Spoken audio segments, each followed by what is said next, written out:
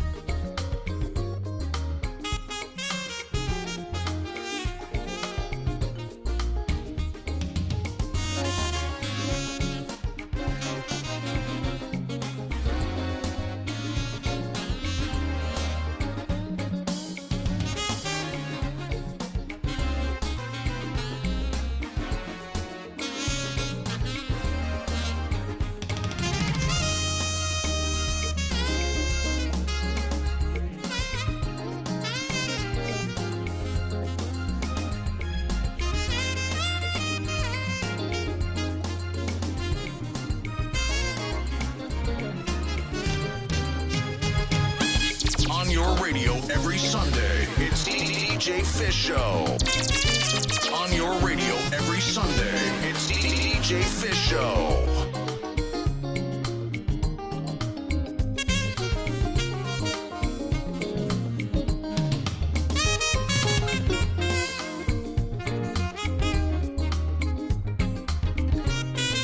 Hey, Vida, I haven't seen you in a very long time. Charlie, good to catch you on there on Zoom.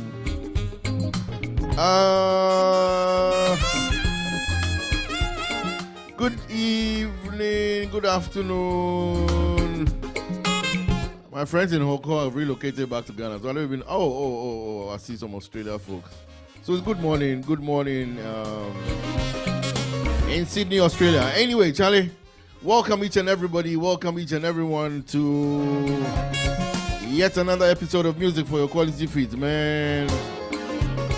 We're sounding strong, but worn out. Anyway, good to be back. Last week we took a little break, stepped out a little bit for some sunshine, and I hope you also got some rest.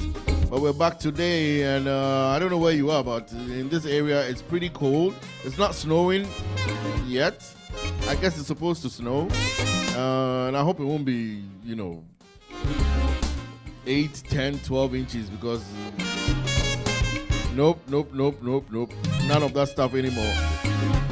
But welcome to all of you right there on Zoom, and of course the YouTube family. Good to catch you on again on a Sunday as we come your way with nothing but music to get us ready for the week ahead as we wind it down in the last week of February. And just like that, 1/6 of the year 2026 is already done. It's gone. What have you done differently? I don't know. Hopefully it's been something positive. Anyway, we're glad we're here. It's been a pretty hectic weekend. Like I said, we're out of the country on over the weekend. Got back early Tuesday morning. So it's been a short work week. And then yesterday had to take a quick trip to Philadelphia for a memorial service for my cousin's mother-in-law. over in Philadelphia. There was a service probably in the afternoon about 4 o'clock. And then right from there, we rushed straight to New York, where a friend of ours, Nazat put up a surprise birthday dinner for Nana Sapon. So we had to rush over to New York for that. And that went very well. I think Nana is still fast asleep. He will log on later in the show, and I'll put him on the spot. We'll have a few conversations again. Spent the night over with family, Pacheco and Bridget. Charlie, thank you for taking care of us. Knocking at the ungodly hour of midnight, way after midnight, right? But Pacheco and Bridget didn't have a choice. They opened the door and let us right in there. So thank you very much. Thanks for coffee and all that. Charlie, I don't know if you know Pacheco's wife, Bridget. Charlie, they make like the best Banku and Fetrideci that you can get. So initially that was my thought. I could have stayed in a hotel.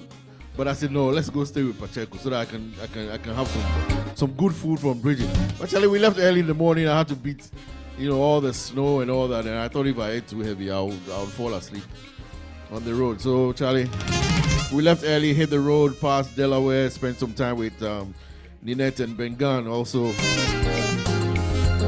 Family, Charlie, MQF family everywhere you go, man. So we had a lovely time over in Delaware. It was quick as well because we had to come back quickly. Had an event with Presec at Ghana time, 6 p.m. That was 1 p.m. Eastern time. And I just ended that one, and then we're here for MQF. So what do I need right now? I need like a massage, man. So if you know who lives with me in this house, please have a conversation with her and make sure I'm yo.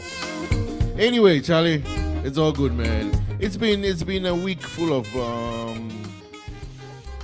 news, some not too pleasant. Some we are grateful for results.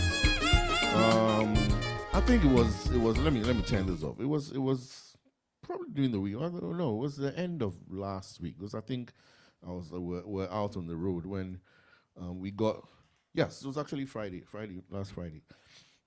Got a call about our good friend Asaf. Asaf's mom, Auntie Chobis, is always on the show. She's always on Zoom. I'm sure.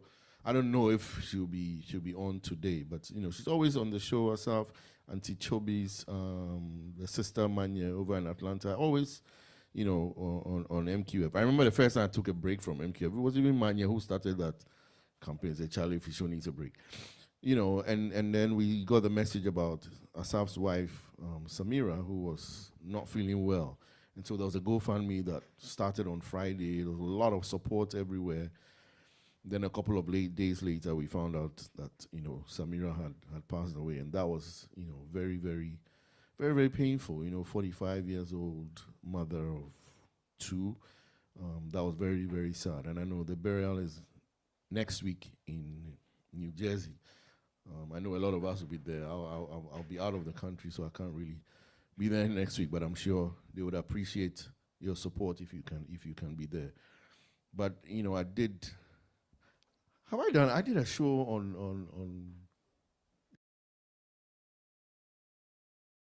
on colon cancer a couple years ago, and I think it's something that I will do again in the next couple of weeks because we've had so many stories about all these horrible C's, and anytime we have medical conversations, a lot of people seem pretty interested in it. So we'll talk about that. But we're sorry, so sorry. Our condolences go out to the Okine family, to the kids of Samira, to all her very good friends, to each and everyone who knows her very well. I was looking through, videos on my phone, and I saw her jumping up and down, having a good time. I think it was Bridget's, birthday party 2-3 years ago in Jersey. Everybody having a good time, and then suddenly, it reflects, and it's just life is fleeting like that. So we pray for the family and hope they also feel well. And then this week I've had news of friends of ours who've gone through different types of surgery and come out of it successfully. We continue to pray for recovery for all those who are fans of the show, support the show one way or another, and have gone through some kind of sickness or anything of that nature, we pray that everything goes well, that they get ready, get healthy, and then be able to join us again pretty soon. I know one from last week. I know one who's going in on Tuesday, and we pray that everything goes well with each and everyone out there. So it's been a week that has, let us sit back, let us reflect. As you go older, anytime you go to functions like that, or you hear of sicknesses or funerals, anything of that nature, you tend to reflect a little bit, and I'm sure we're doing that a lot. But we know that we're comforted by He who stands in front of us each and every day, and so we pray that there are better days ahead for each and every one of us. Okay, the mood is not supposed to be gloomy. It's just that sometimes it's good to just reflect about life and reflect about everything. I was going to start with some hot song, like I was back and blah blah blah. All of a sudden, I think I've changed my mind. What should I play? I don't know. It won't be moody, but I'm going to play something popular but calm. Something popular but calm. And I'll do this, and I'll take a message from our sponsors, and then we'll be back to continue the show. So this is your show. This is Music for Your Quality Feet. We're live on Zoom. We're live on YouTube. We'll listen to this, and then we'll be back very soon.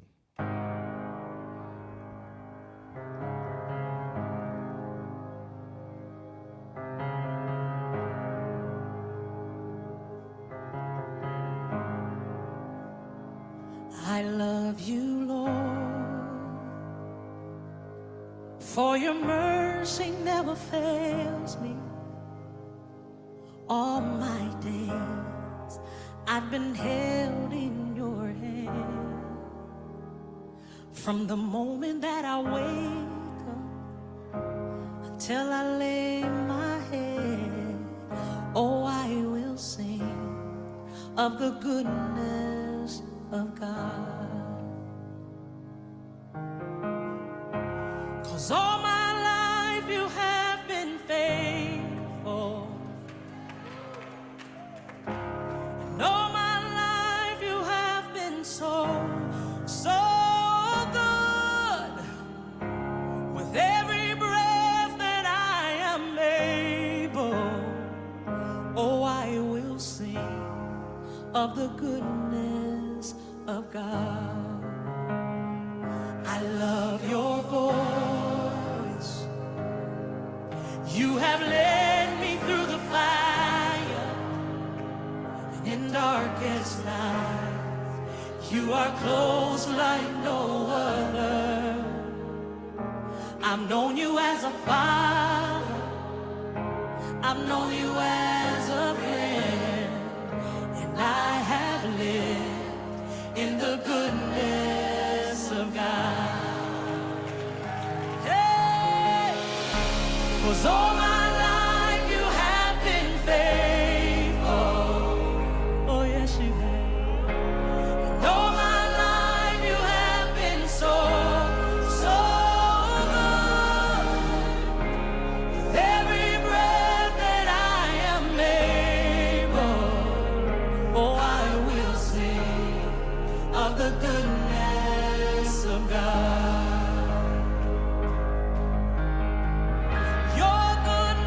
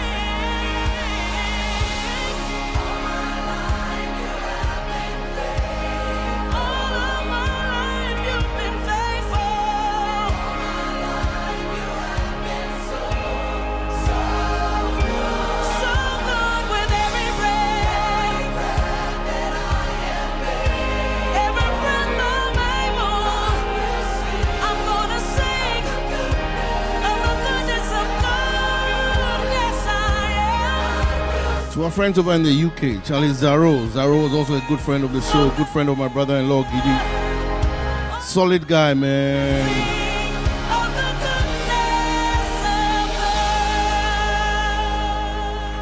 Healthy on Saturday, gone on Monday. It's just a lot, man. But like the words of this one says, through it all, man, we've learned to trust in Jesus. We've learned to trust in God. For tomorrow, there've been times I didn't know right from wrong, but in every situation, God gave me blessed consolation that my trials come to only make me strong. I've been a lot of places and I've seen millions of faces, but there were times that I felt so all alone. But in my lonely hour, at those precious lonely hours, Jesus let me know that I was his own. That's the reason I say that through it all, through it all, oh, I've learned to trust in Jesus. I've learned to trust in God. Let me tell you that through it all, oh, through it all, oh, I've learned to depend upon his word. So I thank God for the mountains, and I thank him for the valleys, and I thank him for the storms he's brought me through. Oh, if I'd never had a problem, I'd never know that God could solve them. I'd never know what faith in his word could do. That's the reason I say that through it all, through it all, oh, I've learned to trust in Jesus. I've learned to trust in God. But let me tell you, through it all, through it all, oh, I've learned to depend upon his word. Oh, let me tell you right now that through it all, sometime through the fire, through it all, my Lord, oh, I've learned to trust in Jesus. Oh, I've learned that I can see trust in God. That through it all, let me tell you that through it all, oh Lord, I've learned to depend upon his word. Oh, through my sickness and pain, oh, I've learned to depend upon his word. Oh, through sorrow and shame, I've learned to depend upon. Help your children and don't let them fall by the side of the road, and teach them to love one another, that heaven might find a place in their hearts. 'Cause Jesus is love. He won't let you down, and I know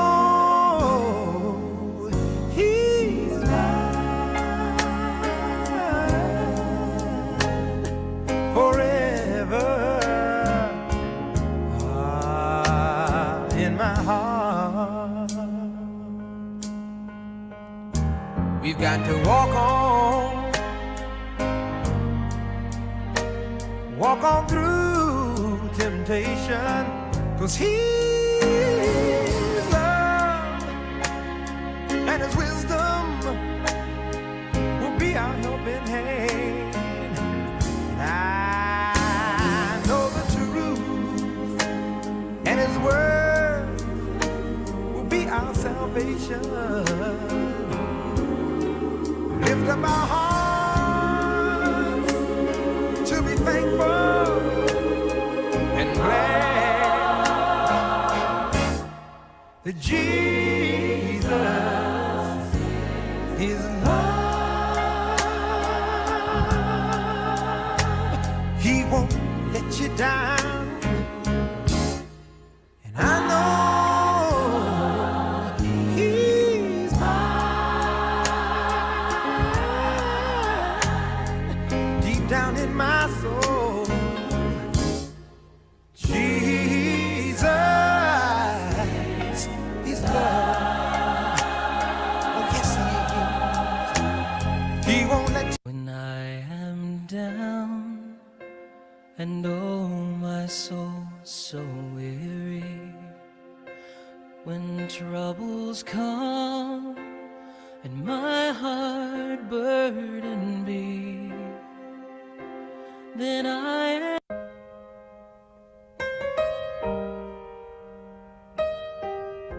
Sorry, I was queuing my next song and I slipped into this one.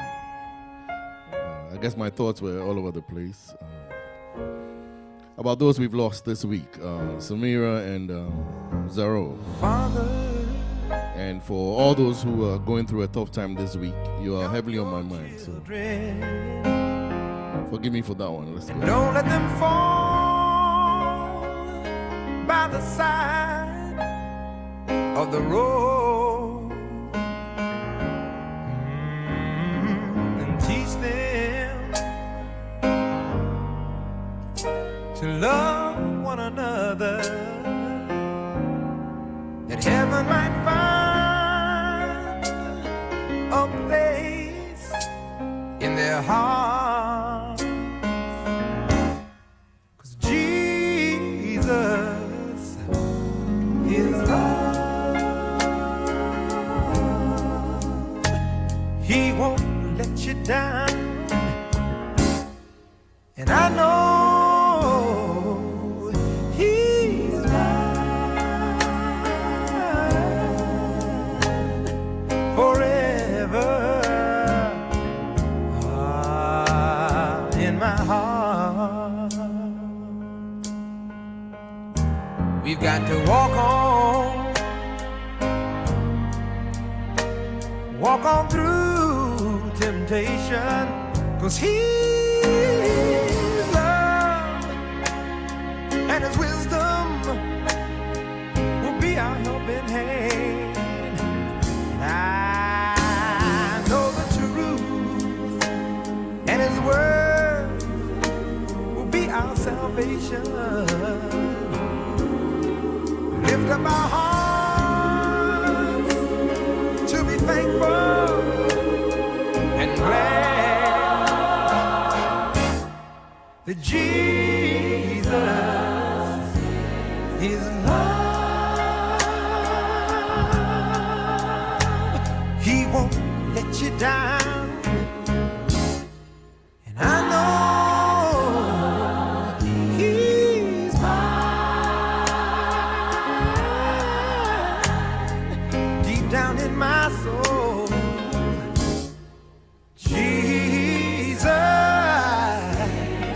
is love.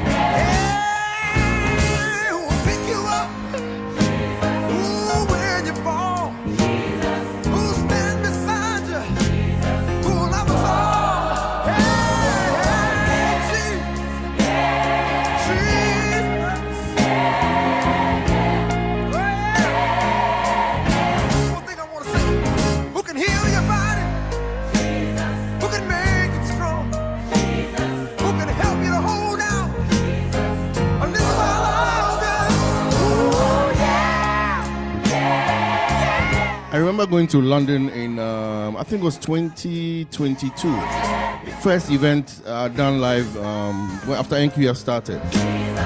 And saying hi to a lot of people. And then I meet 3 ladies who come up to me. And then they say, Fisho, you don't know me, but I just wanted to say thank you. And I thought it was a regular, thank you for listening to the show and all that. And she told me about her cancer diagnosis and that while she was in hospital, all she was listening to was MQF.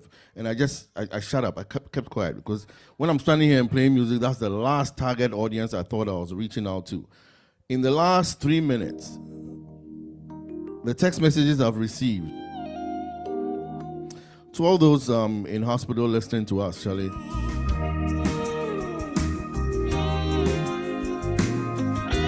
I hope whatever I play helps you one way or the other. Great is thy faithfulness, O God, my Father. There is no shadow of turning with thee. Thou changest not, thy compassions, they fail not. And as thou hast been, thou forever wilt be. Oh, great is thy faithfulness. Great is thy faithfulness. Morning by morning, new mercies I see. And Lord, I have needed, thy hand hath provided.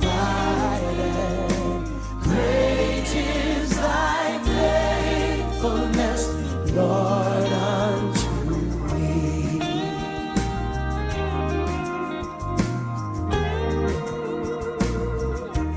So faithful, Lord.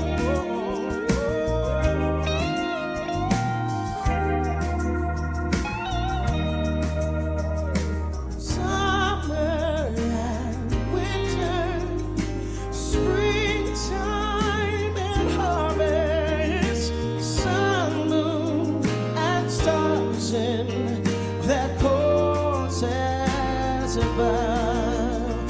They join with all nature in manifold witness to thy great faithfulness, mercy, and love.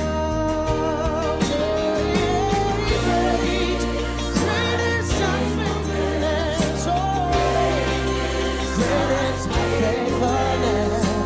Morning by morning, new mercies I see. And Lord, I have needed, thy hand faithfully provided. Great is thy faithfulness, Lord, unto me. Say, great is thy faithfulness, Lord. Morning by morning, new mercies I see. And all I have needed, thy hand hath provided. Great is thy faithfulness. Great is thy faithfulness. Great is thy faithfulness, Lord, unto me.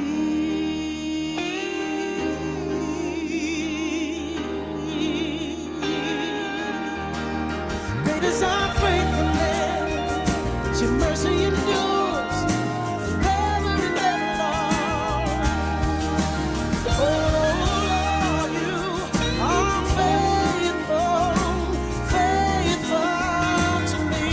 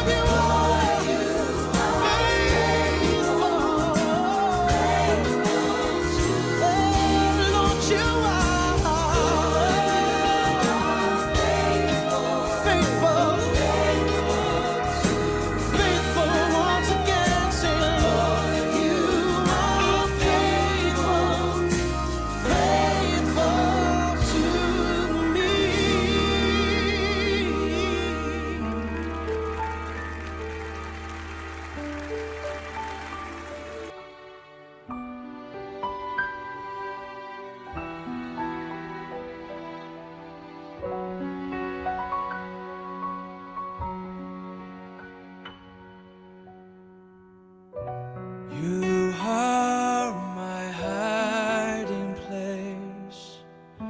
You always fill my heart with songs of deliverance.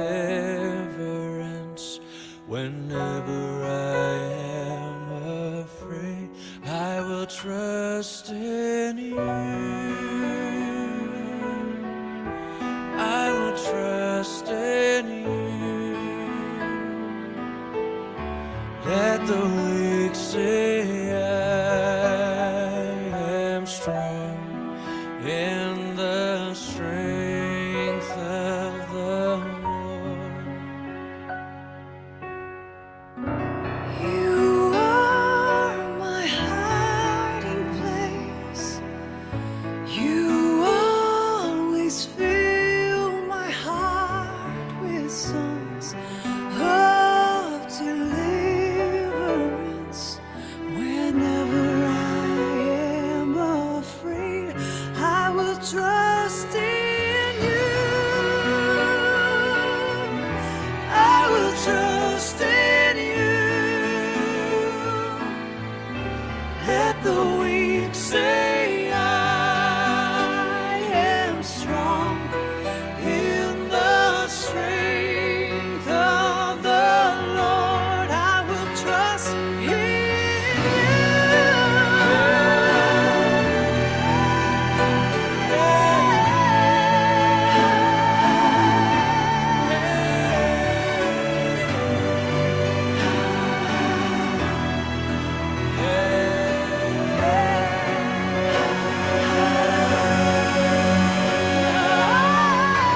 You are my hiding place.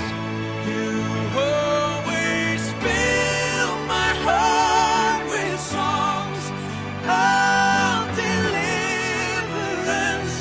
Whenever I am afraid, I will trust in you.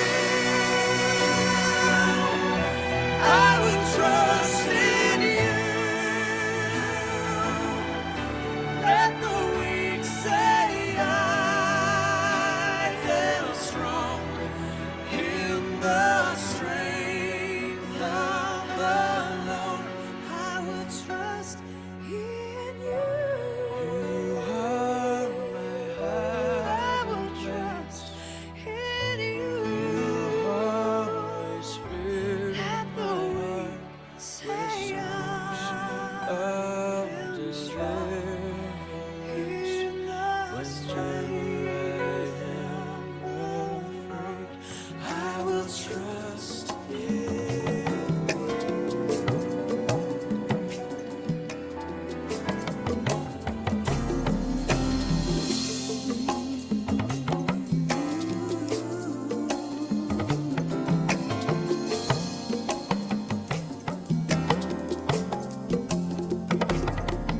Thank you, DJ Fisho. thank you, Lord, thank you, Lord. Bless your name. Doesn't matter if the rain pours down on me. You're my refuge, my fortress, almighty. And though 1,000 may fall at my side, you're my shelter, my tower, you're most high. Yes, I will love you no matter what. Yes, I will love you no matter what. Should the earth and all its glory fade away, fear not the terror of night, nor the arrows that fly by day. Though the enemy comes in like a flood, you're my faithfulness, my shield and rampart.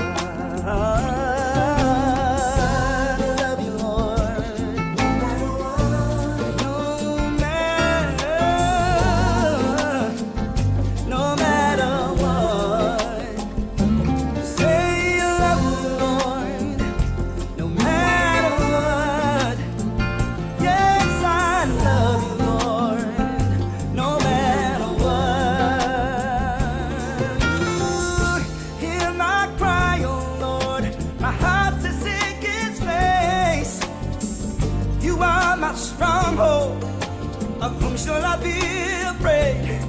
Though I walk through the valley of uncertainty, I will never fear no evil, 'cause you are there with me.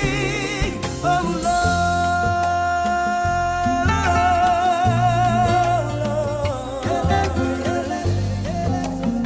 I bless you, Lord. I do, Lord.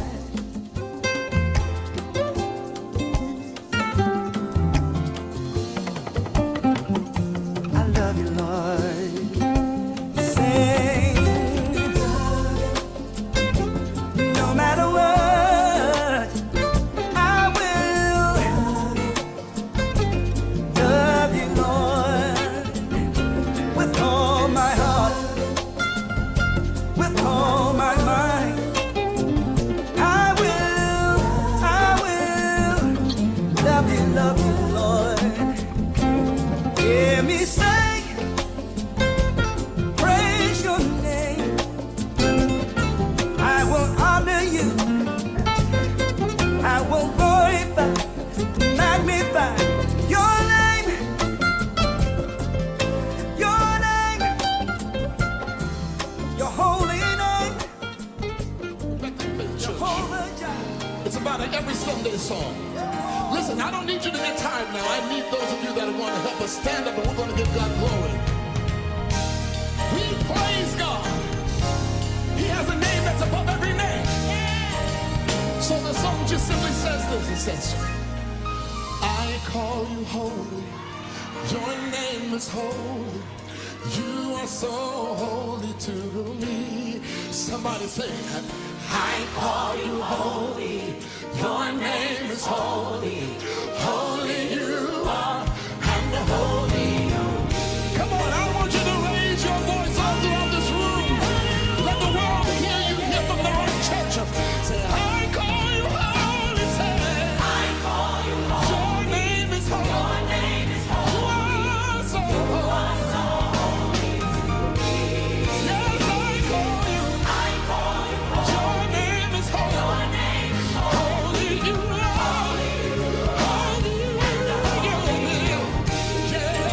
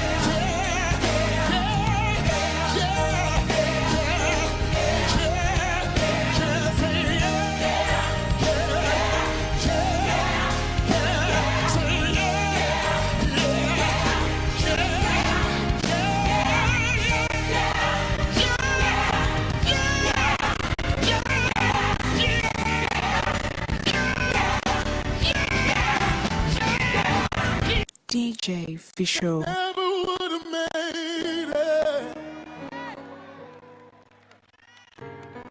Never could have made it without you. I would have lost it all. Now I see how you were there for me, and I can say never. Eesh. Wow. My computer is shutting down. It's happened to me twice, and both were in Dubai, and it does that sometimes when the heat goes to a certain level, and then you know it will go into shutdown mode. It's not hot in here, so I don't know why I've gotten the alert to shut it down. But not lie, we go play them again. Never would have made it. Never could have made it without you.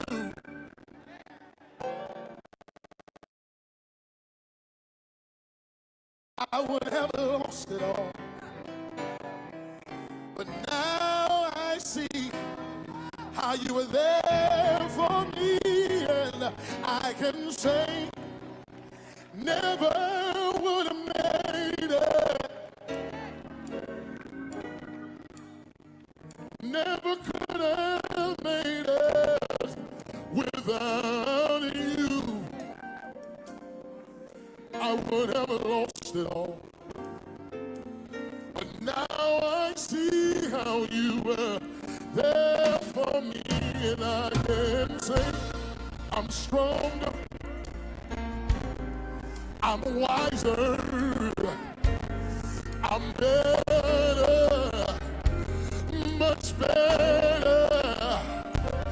When I look back over all you brought me through, I can see that you were the one I held on to, and I never would have made it. Oh, I never could have made it.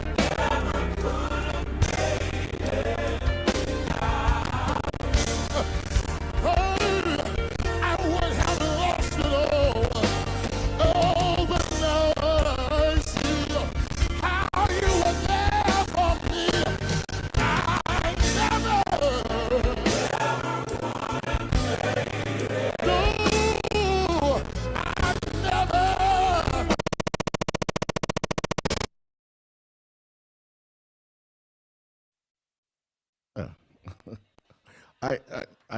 I have to stop it because I've never seen this. I've not seen this happen indoors before. It's just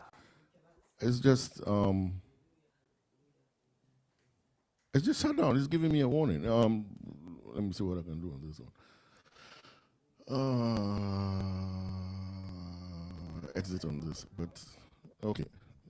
I mean, it doesn't end the program.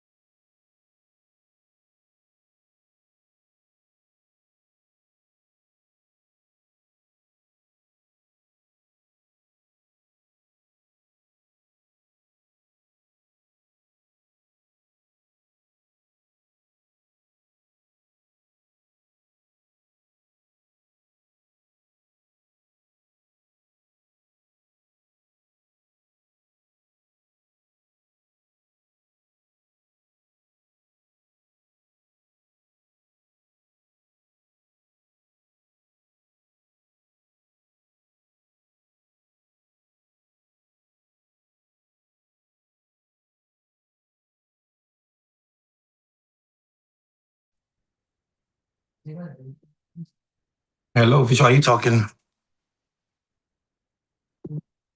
There's no sound.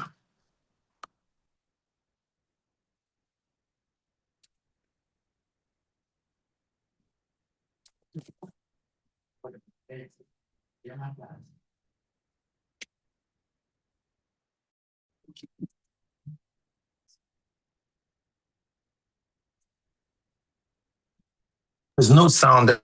All right. She says she can.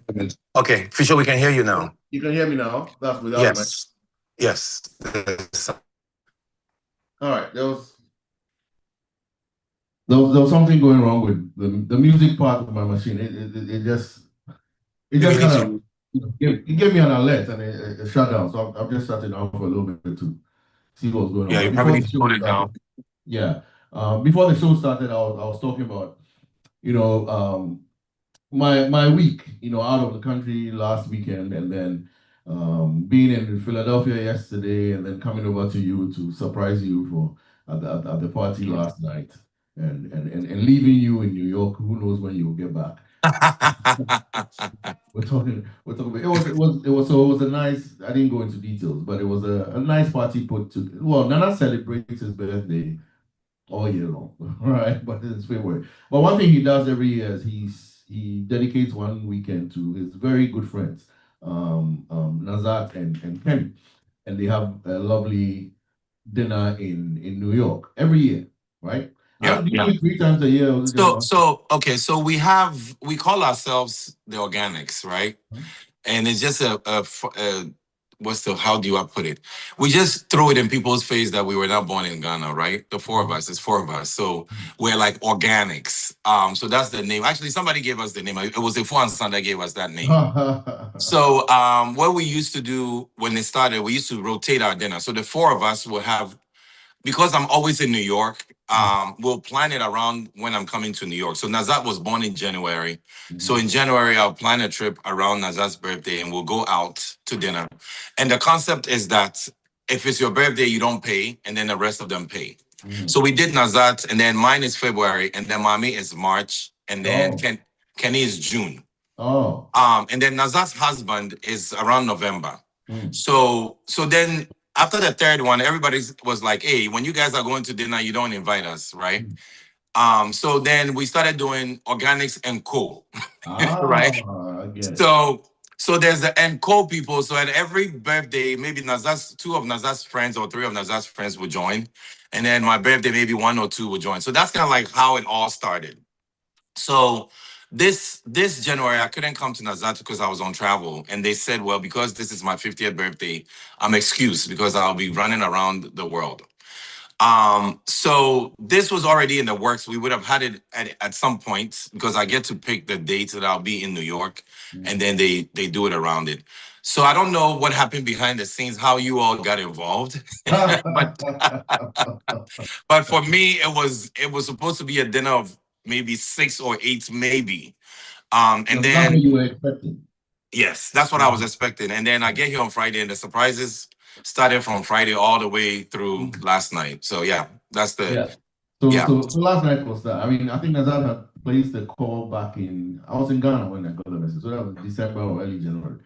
And I said, sure, what's the date? And she sent it out, and I said, absolutely.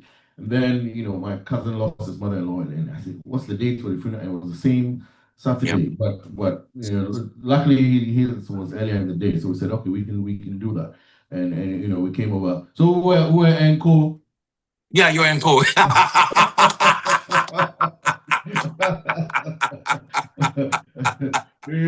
No, but this Enco was special. No. So you know what is so funny? They say I was talking to a gentleman on Monday, and we were talking about surprises. And he was saying that one of his brother's surprise went very bad, right? And I said, how bad can a surprise go, And then he said, he was very upset and da-da-da-da. And so let me tell you what this little surprise did or can do. So, and as a part of my birthday celebration, I was doing a multi-city celebration. I'm doing one in the DMV. I'm doing one in New York, and then London and Accra. So last night when this thing happened, right, when we go out as Organics, people don't really care because they know we do that a lot. But yesterday when they saw Fisho, they see Daniel, they see all these Marylanders. So people are thinking that I'm doing my New York dining experience, and I haven't invited them. So now so are you in trouble? Yeah. Good. No, well, not me yet, right? They're attacking the New Yorkers like, how come you didn't invite us? Nana sent you a text that he'll be doing something, and then you guys had it without me. So that's what a surprise can do, right? You have people quietly sitting there upset that, well, he didn't invite me. Why would Fisho Dems come all the way from New York? And I'm right here in New York, and I wasn't invited. So that's what a surprise can do sometimes. But they'll get the point that I'm still coming back to New York for my real dining experience. This one was the intimate. Which you had no clue about. You need to add that. I had no knowledge of. You had no knowledge about. So you shouldn't get into trouble with that one. Now, so they'll be in New York. Are you going to share that idea or should you just shut up? Yeah, please.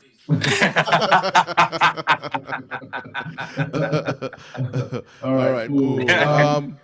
So I was, this.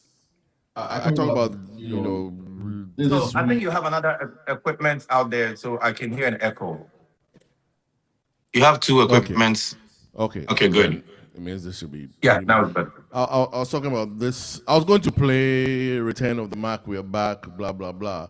Yeah. And then I started talking when I was doing my monologue thing. I talked about the fact that it's been a tough week. I mentioned Samira.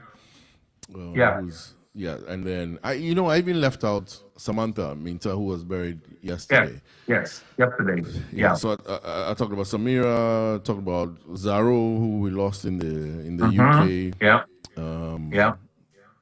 I think I got a little carried away. So I moved into inspirational songs, and that's how I started the show. And then my computer started shutting down. I don't know what happened. It usually does that when it overheats, but this hasn't overheated. I haven't used it all weekend long, so I'm a little worried about it. So that's when you came in and I wanted to have a conversation. Yeah. So I'm going to try and go back to the music. Let's see how it goes. Of course. If it works. Of course. If it works, fine. If it doesn't, we'll freestyle and see what we'll do. Again.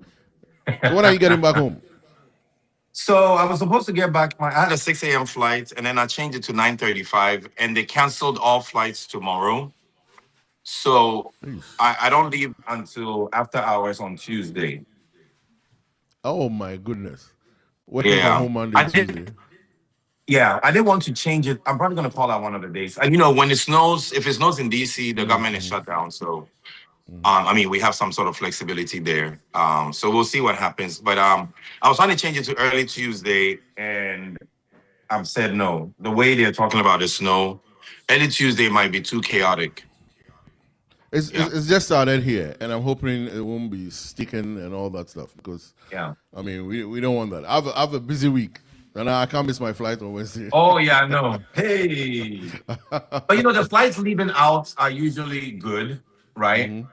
Because one of our friends from Maryland that was here, I don't know if I really introduced him to you last night. He lives right there on Atlanta. The one that was sitting behind you guys. He's a little. Okay. I think I remember who it was. Yeah. He was on Daniel Kenny's table. So he was on Amtrak, and he was supposed to leave tomorrow morning. And then he changed it to Tuesday, but he has to work. So then he was on standby. We're looking at today's schedule, and he finally got one. So he's on the 5 p.m. I just talked to him about 15 minutes ago. It was still on time. So hopefully he'll get out 5 o'clock and will be back home by 9, and then he will be there. Yeah. Let's see. Music. Cool. Yeah. Let me see if this works. If it doesn't, we'll see. This is a song. So thank you, Nana. We'll come back to you. Come back to you later. If we need to. Okay. So this is, I don't know, but I think everybody has like a go-to song. At least I do. When you're down, when you're feeling some way, Charlie, you've prayed, you just need that little push. You have your go-to song. This is mine. And I hope it works.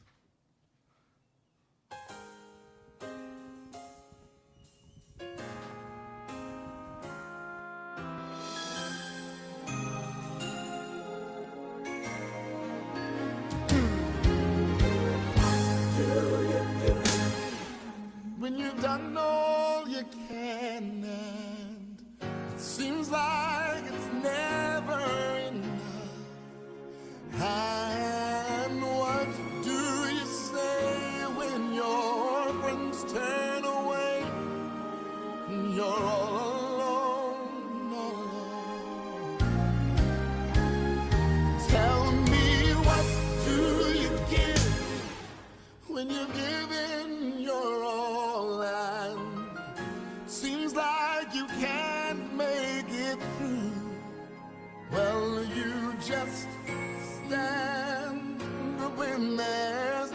left to do. You just stand, watch the Lord see you through. Yes, after you've done all you can, you just stand. Tell me, how do you handle the guilt of your past? Tell me, how do you deal with the shame? And how can you smile while your heart has been broken and filled with pain, filled with pain? Tell me, what do you give? Yes, when you're giving your all, yeah. Seems like you can't make it through. Child, you just stand when there's nothing left to do. You just stand, watch the Lord see you through. Yes, after you've done all you can, you just stand and be sure you're not entangled in that bondage again. You just stand and endure. God has a purpose. Yes, God has a plan. Tell me, what do you do when you've done all you can, and it seems like you can't make it through? Child, you just stand. You just stand. Stand. Don't you dare give up. Through the storm, stand through the rain, through the hurt, yeah, through the pain. Don't you bow, and don't you bend. Don't give up. No, don't give in. Hold on. Hey, just be strong. God will step in. It won't be long, no. After you've done all you can. After you've done all you can. After you've gone through the hurt, after you've gone through the pain, oh my. After you've gone through the storms, hallelujah. Hey, after you've gone through the rain. Prayed and cried, prayed and cried, prayed and cried, prayed and cried, oh my. After you've done all you can, After you've done all you can, just all you can. I mean, you know, I'm not here to testify about anything. I'm not here to preach to anybody or anything. I just tell you what this song has done for me several times. Several times. I mean, and then, but you know, the funny thing about this song is that key phrase. You know, the song starts from the beginning. What do you do when you've done all you can, and it seems it's never enough, right? What do you say when your friends turn away and you're all alone? What do you give when you've given your all and it seems like you can't make it through? It says, after you've done all you can, it's not some. It's that when you know deep in your heart that you've given it your everything, not 97%, you've given it 100. It says just stand. And watch the Lord show off, man. Stand and just just stand and just watch what he will do. But that only works after you've given everything. It worked for me. It's worked several times for me, and hopefully it will work for you. Machine seems to be working okay. We'll keep it in the same theme. This one, I like this too. Jamaica, surely goodness and mercy shall follow me. Hey, follow me all my days. Surely goodness and mercy shall follow me. Yeah, follow me all of the days of my life.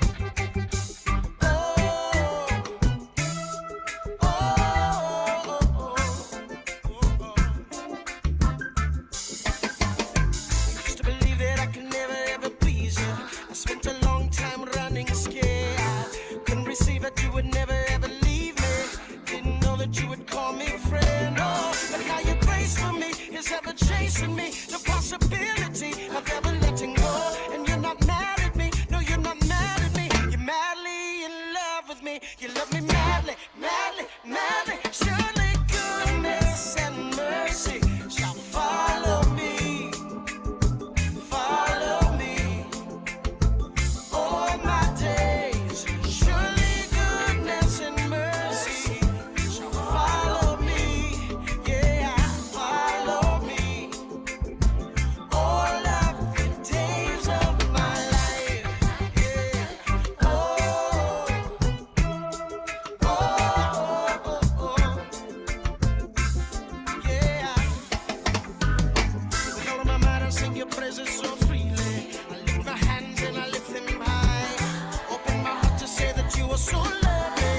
I worship you as a lifestyle, lifestyle. And now your grace for me is overtaking me. No possibility of ever letting go. Said you're not mad at me. No, you're not mad at me. You're madly in love with me. You love me madly, madly, madly. Surely goodness and mercy shall follow me, follow me, yeah, all my days. Surely goodness and mercy shall follow me, yeah, follow me all of the days of my life, yeah.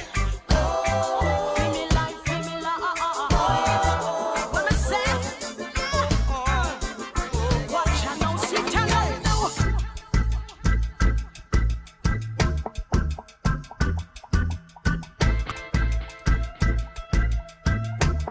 Watch I know, sit I know. Good goodness and mercy. It a go follow me. All the days of my la. All the days of my life. Me sing so be confident of this one thing, that he who has begun a good work in you shall complete. When you go through the waters, go through the fire, he will be there. On the river, shine on the fire, he will be there. to the left I see your goodness, oh, and to the right I see your mercy, oh, and looking around me all I see is your grace, all of the days of my life, say, and to the left I see your goodness, oh, and to the right I see your mercy, oh, and looking around me all I see is your grace, all of the days of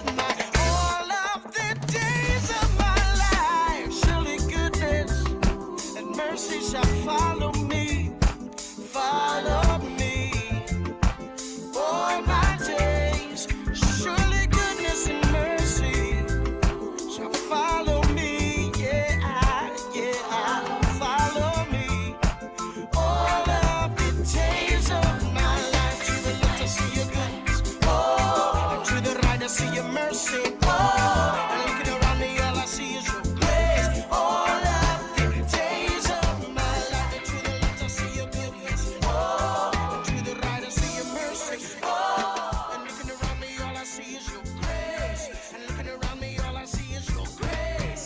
DJ Fisho.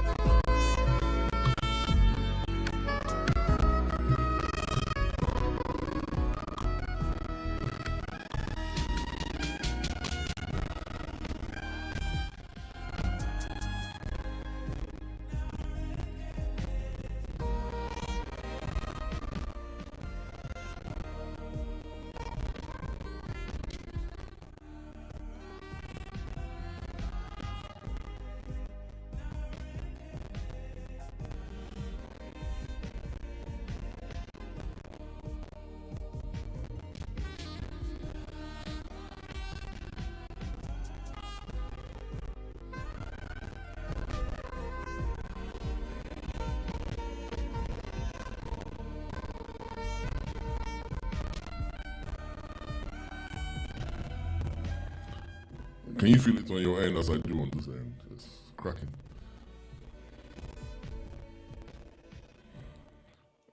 And I'm getting that same signal on this side.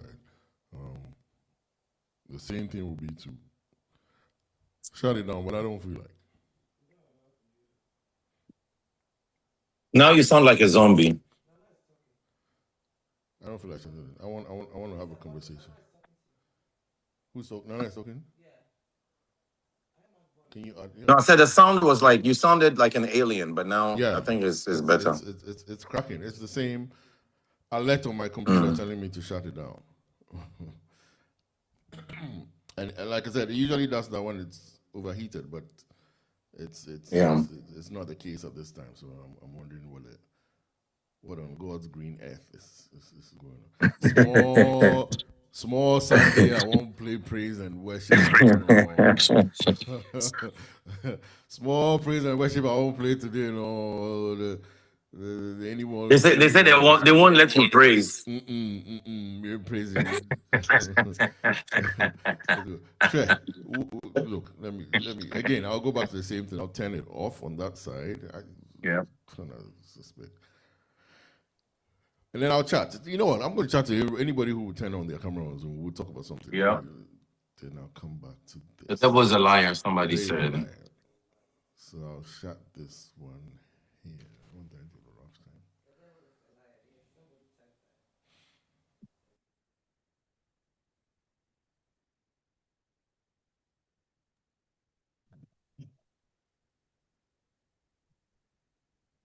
Give me that screen.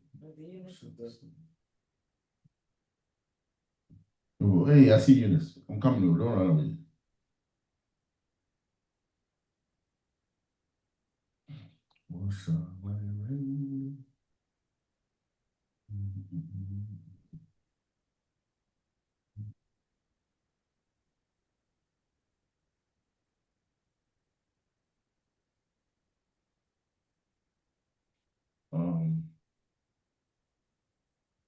I'm going to go off Zoom on this one as well. Oh, which one? On my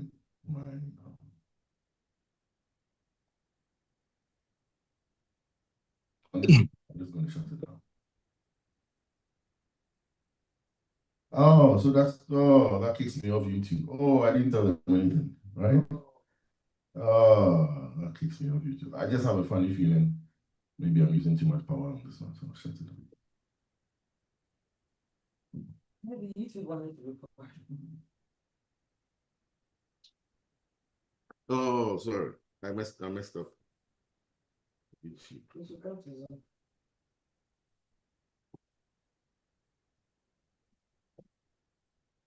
Anyway, so that's one of those things. It's been one of those. Can they hear you? I hope so. You can hear me, or not? Yeah, I can hear. Yeah.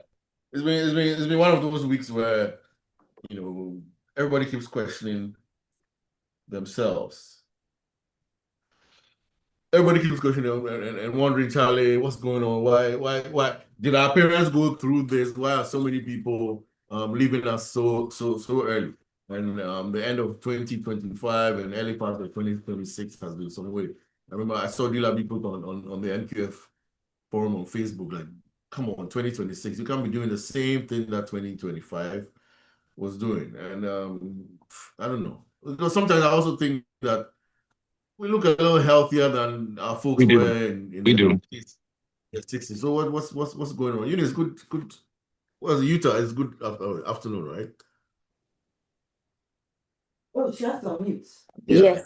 Yes. Yes, it is good afternoon, and we have a beautiful day here. It's sunny, cold. It's sunny and 30. It's sunny and 30. That is so true. In some places, there can be nice 30 and then horrible 30. As Petronella said, something like that. So I guess it's a nice 30. Eunice, what's happened to us, man? Is it that, it's nothing new? We're just growing older and we're finding a lot of our friends dying early, or we're doing something wrong? I don't know what it is. I don't think we are doing anything wrong. I just think that life is lifing, as someone said. We just have to continue praying and probably this is the time that we have to, more than before, realize that we have to give our lives to Christ if we haven't done that, because we can go at any time. Yes, I've found over even here in Utah, young people have passed away when least expected. Least expected, but it is happening. It is happening. So we have to live our lives like today is our last day. Mm-hmm. If he calls us today, where are you going? That is what we have to start thinking about and working on. We have to work for our salvation, is what I would say. And somebody sent me a message that we have to live as well. Like, know, there's a lot of work, retire when you're 60, 65, and try to have a vacation. Yeah. It doesn't work out that way. You never know what happens. So within that period of life that you have strength, you should use it to, travel, see places, know people, experience new things. I've always said I want not bungee jump, but the airplane one. Skydive. I've always wanted to skydive. My wife is crazy. She stopped me. But this year I'm going to skydive. Now I need you to help me. Yeah, I want to do it too, so maybe we can do it together. Yeah. I clearance from your doctor before you try to skydive. Yeah, Make sure you get clearance. I don't need clearance from my doctor. Who told you? I want to skydive. You probably do. Because of the pressure, right? And everything that your body will go through in the process of coming down, the altitude and all of that. So you never, you probably want to make sure. If we're in our 20s and 30s, I'll say let's just do it. But now that now we have to make sure, we have that clean bill. Yeah. Yeah, but it's something I've always been excited about. So yeah. I mean George Bush, he did at 81. I remember very well. The George Bush the first did it because it was always on his bucket list, and he did it either in his late 70s or in his 80s. It was 81 when he did it. 81, yeah. But let me tell you this. I've always wanted to do it, right? And I went to Dubai. And I always wanted to do in Dubai because I said, if I'm going to fall down, I want to have a nice view, right, as I'm falling. So in Dubai, they have the palm, and I remember, it's funny, this person might not even remember. I had put it on Facebook, and the first person that said something was Nananan, right? Nananan, Kuliko, New Jersey, and said, hey, you're crazy, you want to do this. And then my friend who actually lives in Abu Dhabi, was like, you're on your own, do this. I don't want to do it. So I had a little bit of hesitation. I was in Dubai. I booked my hotel. I stayed in 3 different hotels, and I had booked a hotel close to where they do the skydive. I think it's called Dubai Skydive. And because of the hesitation and because of all the noises, I didn't make my reservation soon enough. So I get there and they tell me it's fully booked, right? So I couldn't go. And back then it was probably maybe $200 or something like that. Now it's about $600, right? So it's tripled. So I'm not only did I miss the opportunity, now I'm older, right? And it's more expensive.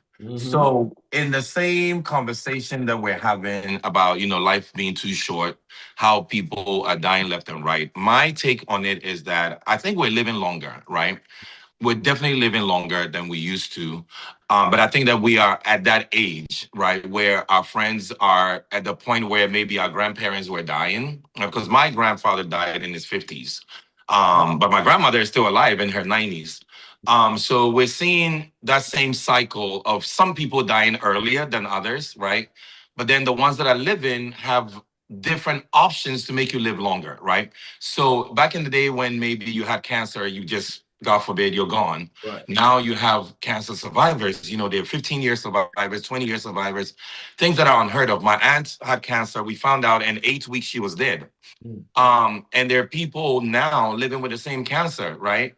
So I think that the bottom line is, just as we're talking about spirituality, just as Eunice was saying, that we need to make sure that we are in the right place spiritually. I think physically, we also need to make sure we're in the right place, right? Just as Belinda said, make sure you do this with your doctor. Make sure we're taking care of all the things that we need to take care of physically and spiritually and financially in all aspects of life, because it's a total package. While well-being is our full being, not one over the other. So you could be spiritual all you want. If you're eating all the wrong stuff, you would die. God is not going to save because God has given us that will and God has given us that option to choose. So choose life. Yeah. That's it. Sure. I We agree have a with this, Nana. I want to say, add to what Nana just said. I remember when I was in secondary school, I I I I was recruited, is what I'll call it now, into SU. And the SU leaders at that time, oh, you can't take medicine, you cannot, because if you take medicine when you're ill, it means you don't trust God, which I felt was very wrong. And for that reason, I backed out of SU. Because you know what? That is what God has given us. The people to help us, like the doctors, the lawyers, the therapists who know all about the body to be able. So if you tell me that I'm sick and I go to the doctor gives me medicine, I can't take it because then it means I don't believe in Christ. That is wrong. Yeah. That is wrong. So Nana, you're right. We need to take care of. Look, let's be spiritual, but we should also have fun. I don't believe in tying my head with a white gear and sitting, at my table in some corner reading the Bible 24/7. It doesn't make sense. Yeah. Live your life, but always also remember that you are going to be accountable one day. So take care of the spiritual, just as Nana said, take care of the physical, and have fun. You can have fun and still be a spiritual person or still have a good relationship with God. So it does not mean that I am Christian or I am a born again Christian, so I can't go on a cruise. Yay. Hey. Yeah, You can stay in your cabin and read the Bible. You can come on the cruise, but stay in your cabin and read the Bible. Elsie just typed something that a lot of doctors talk about, early detection, right? Which is important with a lot of things. Yeah. But this week we've talked a lot about Samira's what did she have again? Colon cancer. Colon cancer. And I think the last time we had Dr. KB. Come on. Asking. Elsie, are you at work or you're able to speak? The last time we had Dr. KB on, he talked about screening starting when we're 45, right? I think 45. Yes. A lot of us pushed it to 50 before we did the colonoscopy, and I think it's something that I'll push again this year. All of us should go get a colonoscopy done if we haven't done it in the last 10 years or so.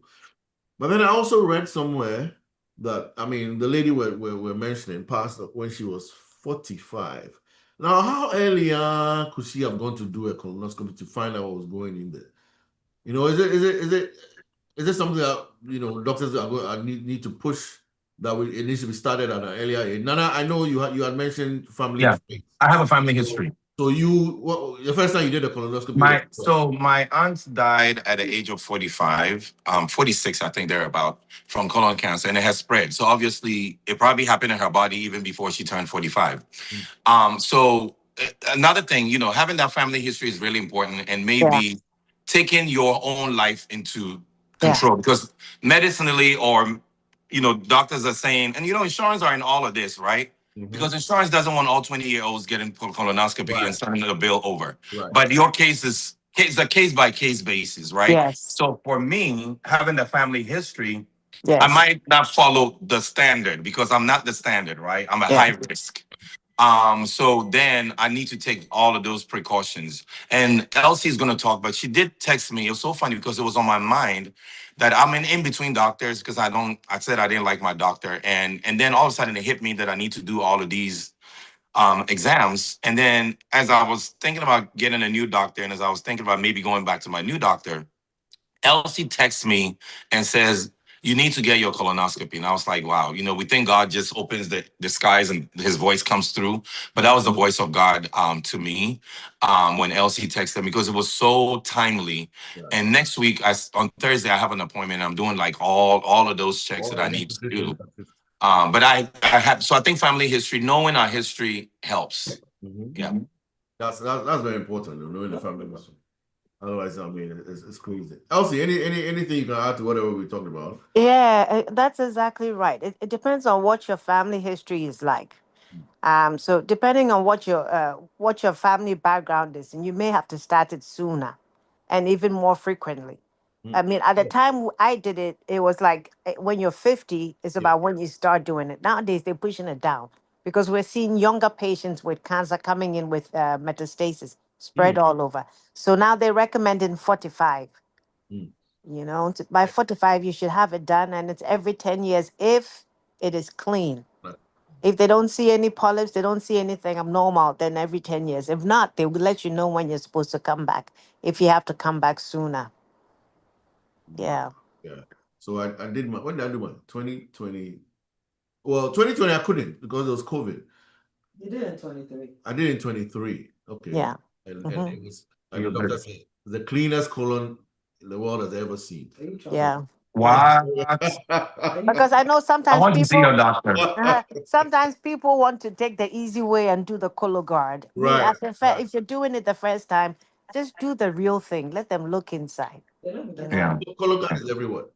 Yeah. And I'm also going to add this, not having, and especially for us, Black people, and for us Africans, not having a family history means you are high risk in the sense that we don't go to the hospital and we don't have the history because You're we don't right. have the resources. You're right. So not having the history saying, oh, in Nimifie, we don't have it, means that You that's don't even the know. reason why you Yeah. should, because you don't know, right?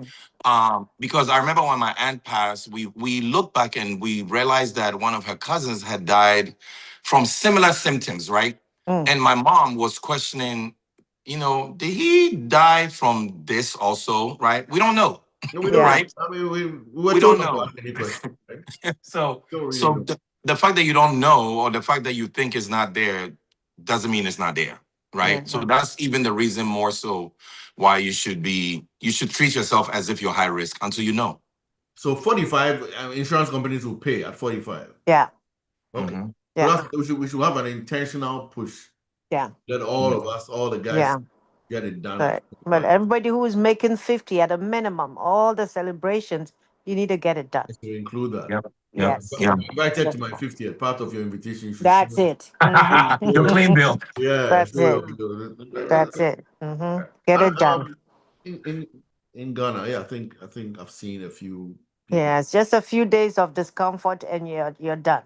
Yeah. It's Yeah. 3 days of, That's when it. your colon is clean, right? You feel good. After that, You feel light. someone You gets- feel promise light. yourself your stomach gets you eat smaller. basa again, and then that promise just lasts about 2 or 3 days. Yeah. But Yeah. you feel a whole lot better, and Mhm. that magical sleep of propofol that knocks you out. Oh yeah, that's good stuff. Good one. Yeah. So it's sad, that story of colon, and I understand. When they first found it, it was already at stage 4, and Wow. sad for someone who was at that time 43, 42. Yeah. Yeah, it's pitiful. I mean, Yeah. we see it. We see it. Well, and some of the other risk factors too. What we eat in the red meats and the I was gonna say, wine. yep.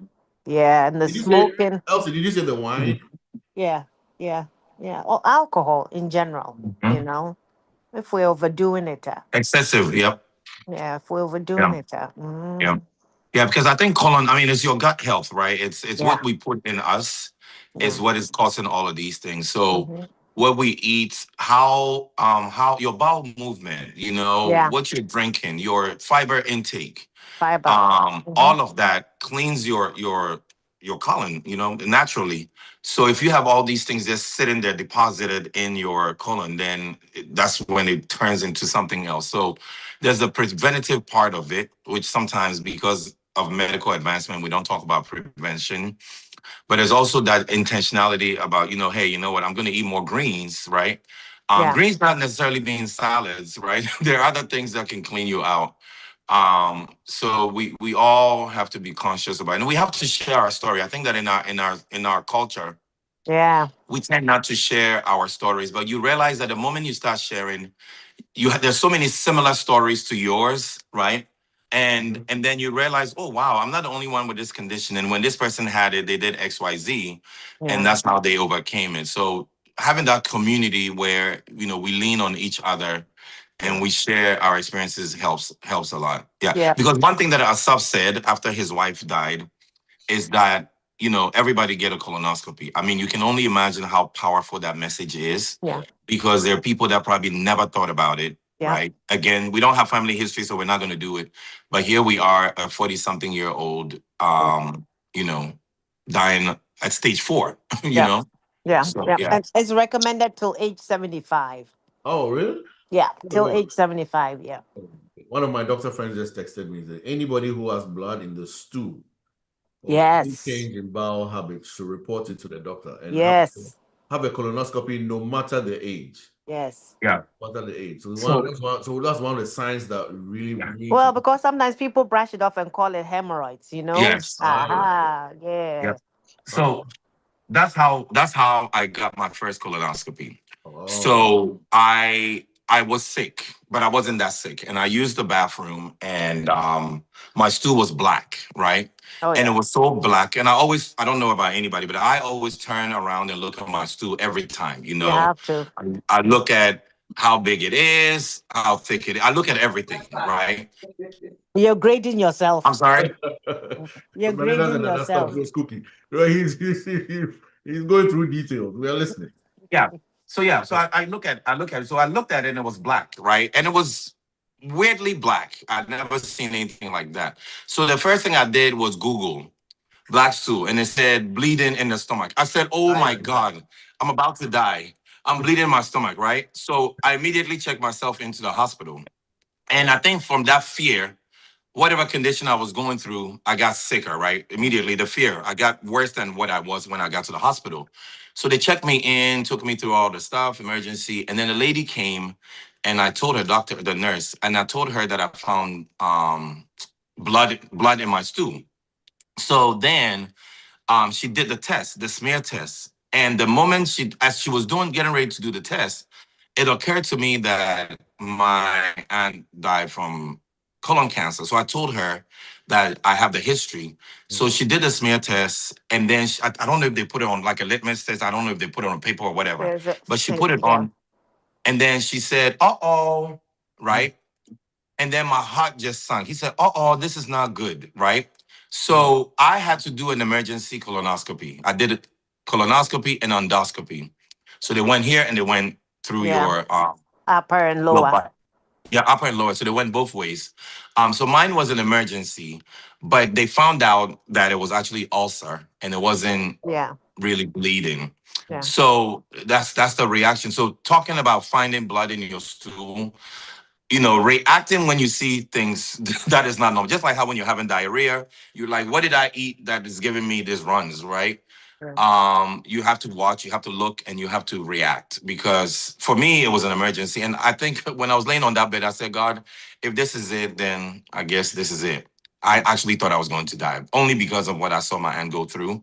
And the way the lady actually reacted with that, uh-oh, this is not good. I said, oh, Radimewu, this is it. Yeah, so... Yeah, I see someone texted her. I know someone who had colon cancer that was missed when she did Cologuard.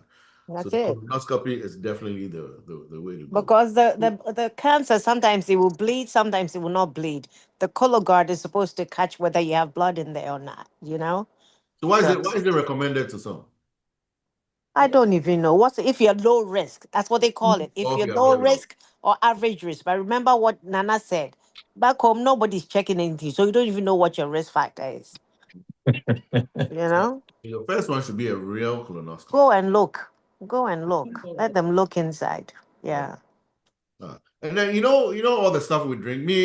It's funny. When Belinda was doing hers, it was different. They gave her some powder and something to mix and Yeah. Mine was the gallon. Yeah. Drink like almost every hour, every half hour. Yeah. It was rough. Yeah. And I hated it. But like I said, I felt clean after everything. Is this something that I can go purchase off the counter just to do it? Yeah. You can use magnesium citrate. That will give you the same effect. Oh. Yeah. 300 mils. Mag So citrate. occasionally just to clean your system. Yeah. And Elsie, correct me if I'm wrong. I think there's something called colonics, right? Because I used to work with this girl that used to go in for colonics. I don't know if some it's people healthy do or it. not. Yeah. So take the bulk out. Yeah, you go in and they insert something, which I'm sure you don't want to do. It's like an enema. But this one is like it's inserted in there and it stays in there and it just flushes you out. Yeah. Hey, they insert while you're awake or while you're asleep. I don't think they put you to sleep. Yeah, I don't think they you'd be put you to awake, sleep. oh. I think you're awake. Yeah. Some people get it. Yeah, they go get themselves clean out Yeah.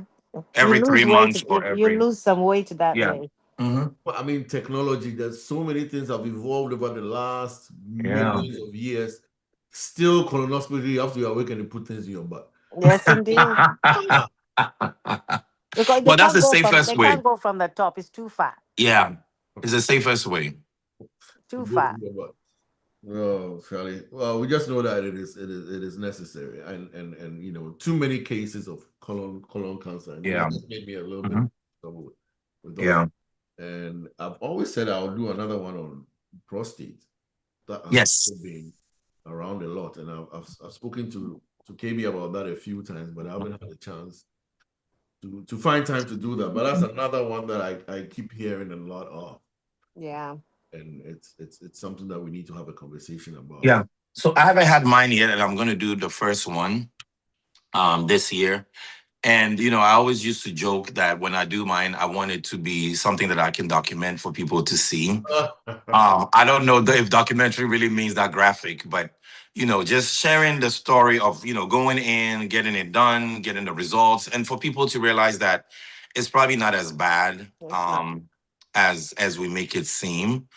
You know, you're getting a health check. So it's not like somebody's putting their hands somewhere that it's not supposed to be. Yeah. Women get those checks all the time. Oh, where yeah. You have a complete stranger just open them up and just touch different places. Yeah. So I mean, you're right about that though. One of my friends said, I just go and I lay there and I open my legs and it's up to the free for all. Just look. Melinda's gynecologist used to get on my nerves, man. Even when I used to drive her to the hospital, I just couldn't stand. He didn't give a damn. But they see way too many. He probably doesn't even care. See, no, different colors, different sizes. Just another organ. Yeah, that's all it is. Open up. With a prostate, I've done it twice. Okay. First I didn't even realize we were just having a conversation. The annoying part is my doctor is my good friend. Oh, that's the only annoying part. But yeah. But for me, probably did it on a Thursday, Saturday. We were at a party together. Yeah. Man, he knows my whole body and he knows all my measurements. but the second time to do it again, suddenly I don't know which is better. Your doctor is your friend. I think maybe I would prefer to have any conversation, but so far it's cool. I would prefer to have someone that I know. My current doctor I'm very comfortable with. I mean, for a man, it's like, you know, you just have to take your clothes off and then you're standing in front of another man and they're feeling your balls, right? That's the first one. Then later you do the Yeah, I just don't want. I don't think I'm gonna be that comfortable with just anybody. I'd rather have somebody I know because then you can have that conversation openly, right? Like my optician Ruby is my friend. Yeah. Ruby Arthur from also Holy Girl. You know, I've been going to her for like almost 8 years now. I'm very comfortable talking. I mean, your eyes are just your eyes, right? But they're not really your eyes. Sometimes we have to have some of the serious conversations about just my sight. I tell a lot. Huh? Yeah, and she tells me, you know, like this, you know, Nana, there's a ring, which means it's cholesterol, right? Because I have. In my family, we have that thing. So it's not going anywhere. Just have to control it. So having someone that goes the extra mile, right? I think that's what happens because a lot of these doctors they don't know you. You have to tell them, you have to prompt them. But when you have someone that cares about you, imagine having someone like Elsie as a doctor, right? Mm-hmm. She's naturally, I think some people are born for this, right? And some people just do it by the way. Maybe you're smart, right? You're good in the sciences and you ended up. And then some people do it for the money, right? There's all of that. But when you have a doctor who has a heart and who cares for people, who cares for humanity, if you have someone like that as your doctor, you're lucky because then they're looking out for you. They're not just doing it as a routine. Because they see so many things that to them is normal. Mm-hmm. But when they care, then it's not normalized, right? It becomes serious for them. So I think even when you're looking for your doctor, one of the reasons why I wanted to switch my doctor is that I didn't think he was taking me serious. I need a doctor that is like, you need to do X, Y, Z. Did you think he had become too comfortable with you because you had been with them for a long time? Or? Yes, I think that I started going to him in my early to mid 20s. And generally I would be considered healthy, right? And I've been exercising for about 20 years now. So I've always been doing the right things, quote unquote. But it doesn't mean that there's not something within me that's, out of control for one reason or the other. So I kind of felt like, he'll ask me certain questions and then he'll take my word for it, And I'm like, I want you to probe a little bit more, What is your sexual life? What are you doing? And then when I give him the answers that are positive, then maybe I'm exempted from some tests, right? And I'm thinking, well, it could be one time that I had something that I'm not supposed to, and boom, I have this and that. So that's why I was getting a little uncomfortable with him, thinking that, what if, one wrong turn and here I am with something. Yeah. But I'm going back to him. Okay. Because it's been tough finding a new doctor that I like, that I think will be a good replacement. So I'm going back to him for this set of exams that I want to do. And then after that, I'll probably slowly and patiently find the right home for the next phase of my life. Right. Yeah. Cologuard is like having a mammogram on one breast. Doctor,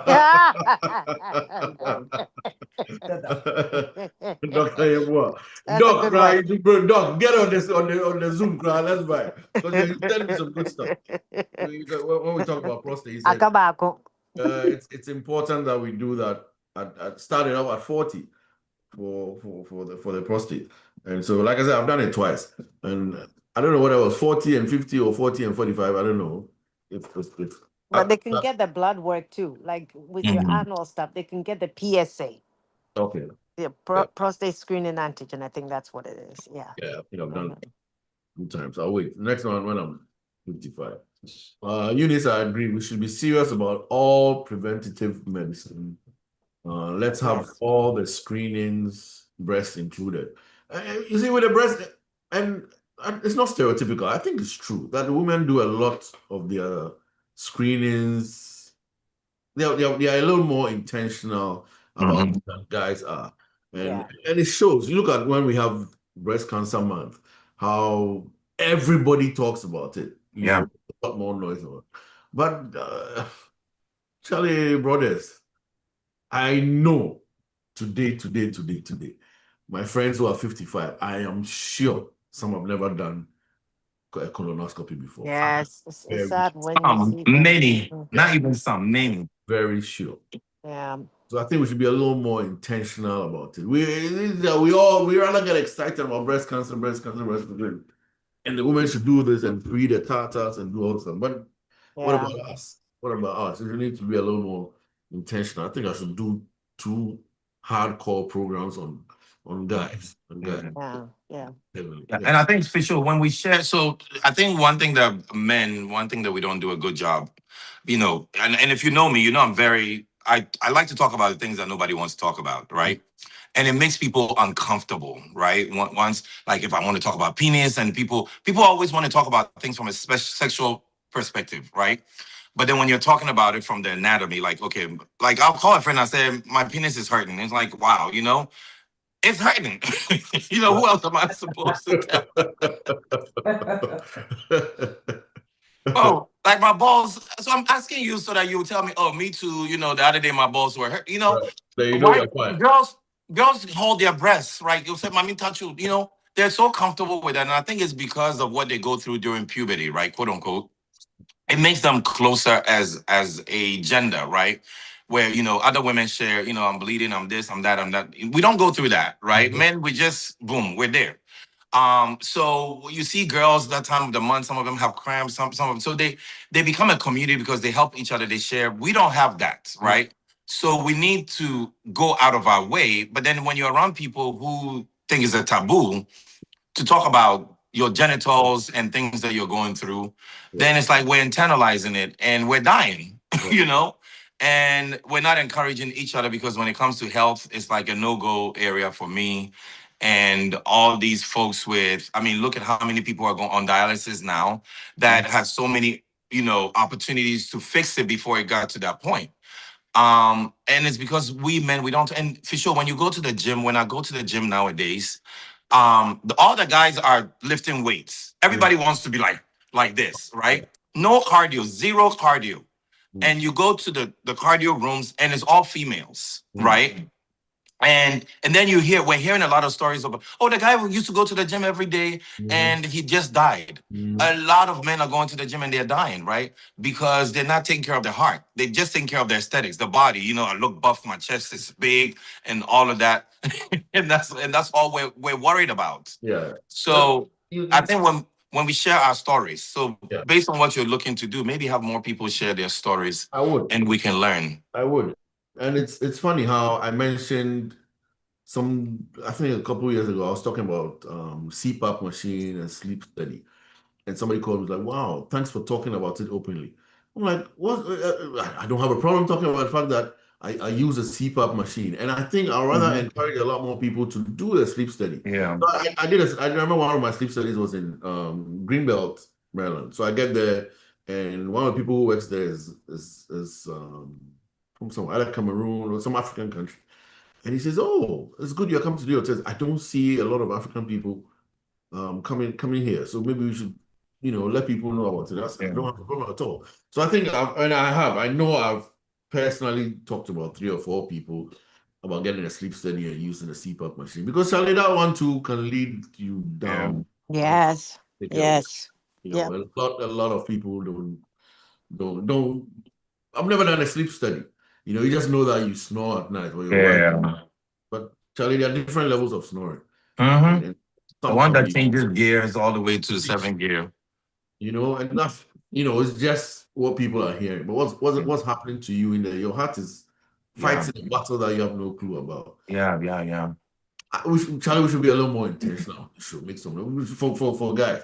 No, wait for October pay and then just do breast cancer.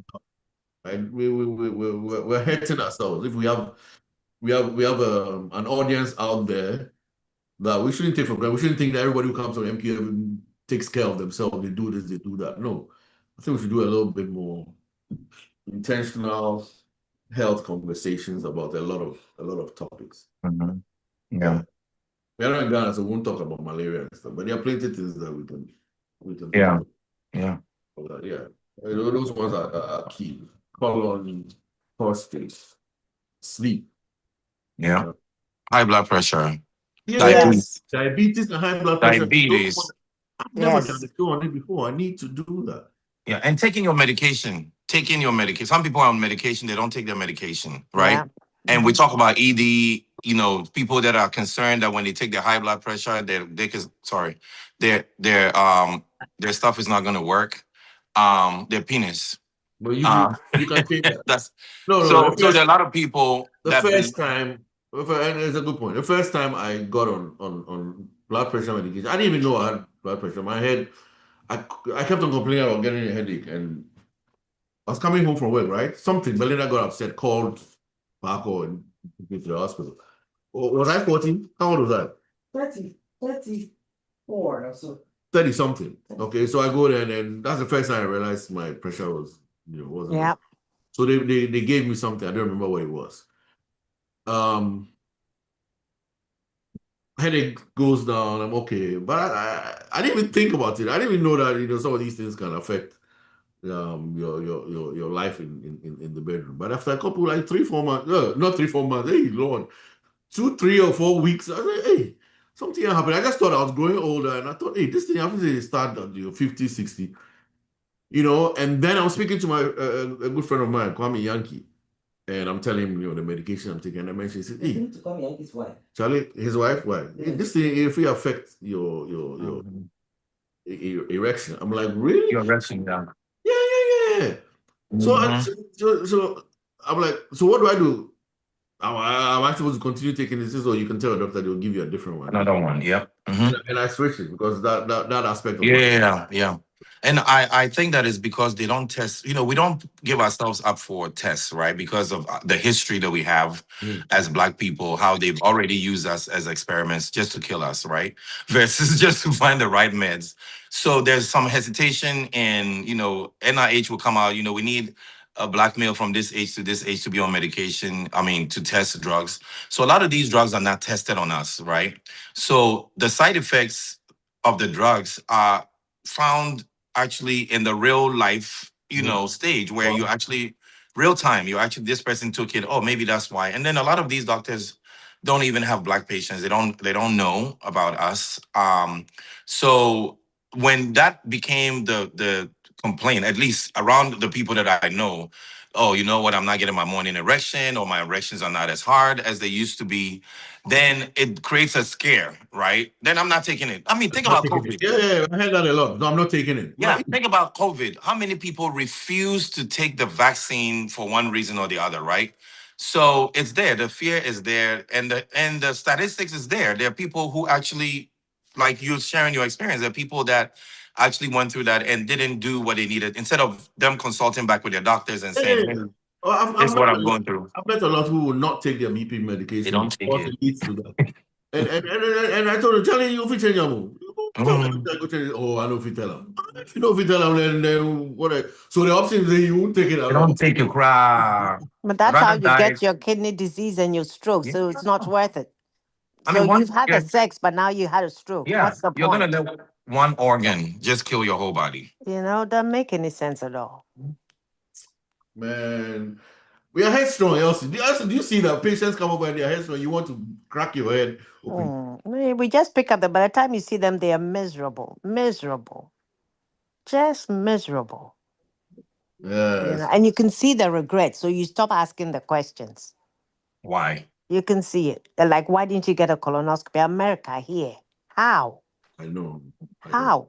65, no colonoscopy ever. By the time they come, oh. And then then they start talking about palliative care and hospice. It's sad. This America here? No way. Charlie, no, we can't be here and not taking advantage of all this, man. Yes. No, we should. We really should. Really, the same comfy we want to go watch Super Bowl or go watch a soccer game, World Cup game. So we should. I'm not happy about it. All of a sudden, I'm not happy about all this. Yeah.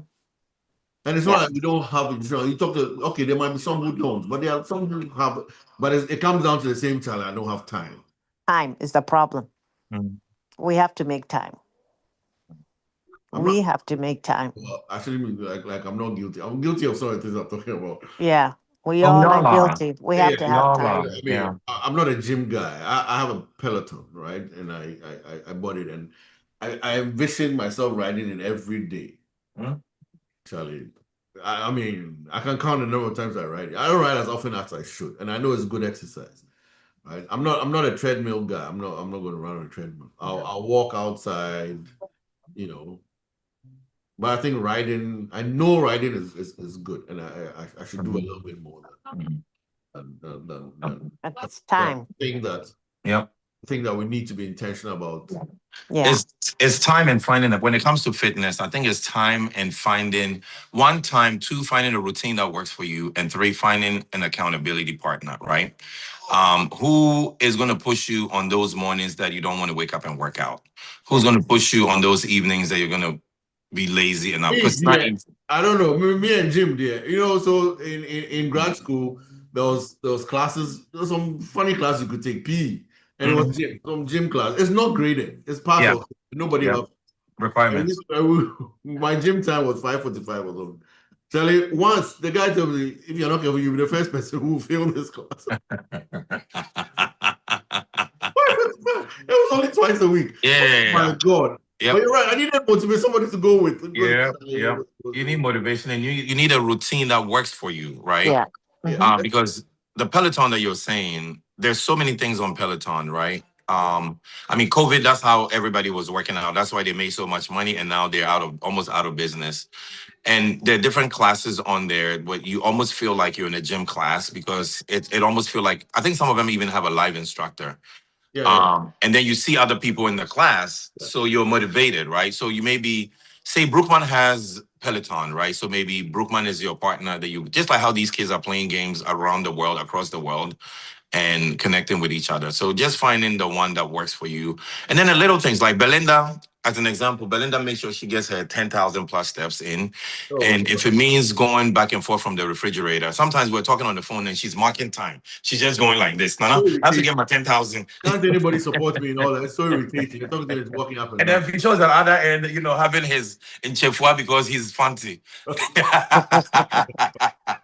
Elsie, help me on this one, or help me on this one. You're on your own.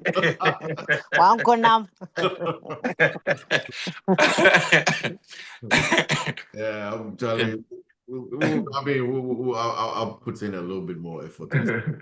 Somebody's putting in here. Don't forget about autoimmune disease. Yes. So I don't know a lot about it, but it sometimes even scares me to talk or to listen.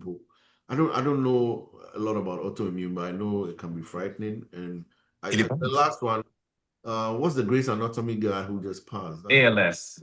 That's an example of autoimmune. Yeah, but I think ALS is rare. It is, yeah. Right, it's very rare, and I know a little bit about ALS because I used to work with ALS back in the day before COVID, before ALS became a thing. So at the Marriott, we used to the entire ALS, the association, right? Used to stay in one of our hotels, and they used to come 2 times a year, one in February and then in May. February, they went to Congress, right? All these people come and lobby in Congress so they can get funds for research. And then in May, they bring all the families that are affected by ALS for their main conference. And it's funny, sometimes I'll see someone, and because it wasn't a lot of the patients, I'll see someone in February, and when I see them in May, it's almost like they've deteriorated so much that they're getting ready to die. Yeah. And it's just a matter of, and I used to be so connected to them emotionally because of what the disease was. I didn't know anything about it, and I had just learned about it. And if you remember, Lou Gehrig, 100 years ago almost, right, is the face of the disease, which means that tells you how rare it is. But ALS, there's no way of catching it. Once you get it, you get it. And then once you get it, you go down, down, down, down, down, down, and down. And the caregivers, right? So there was this gentleman, black guy, who was a military guy. I mean, they'll say, Bozi, November Kintinka, like 6'4", big guy in a wheelchair, and his wife is probably like 5'4", is the one that's taking care of her. And you can just see the toll that it takes on them, because their brain is functional. Everything that's happening here, they can see everything, but their body is giving up on them. So it's mind-boggling, like, to see this guy, and he's communicating with his eyes, and it gets to a point where, Elsie, I don't know what they call it, the thing they put around their neck. Yeah, tracheostomy. Yep. So it's bad. You just watch them die and die and die. And the moment you're diagnosed, it's like you're just going down. It's like you're on hospice. You just getting the best health care that you can before you die. So when I saw that ALS challenge finally, come around and everybody getting to know about it, it was just warm to see, because there are people that actually go through it and die silently.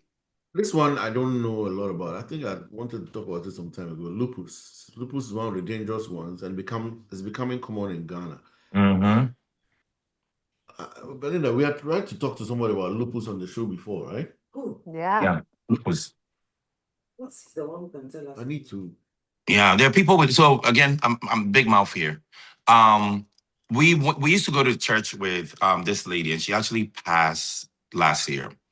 Auntie Angela, Church of the Living God. Anybody that knows that church or been to that church would know her. But she and her husband moved and formed another church.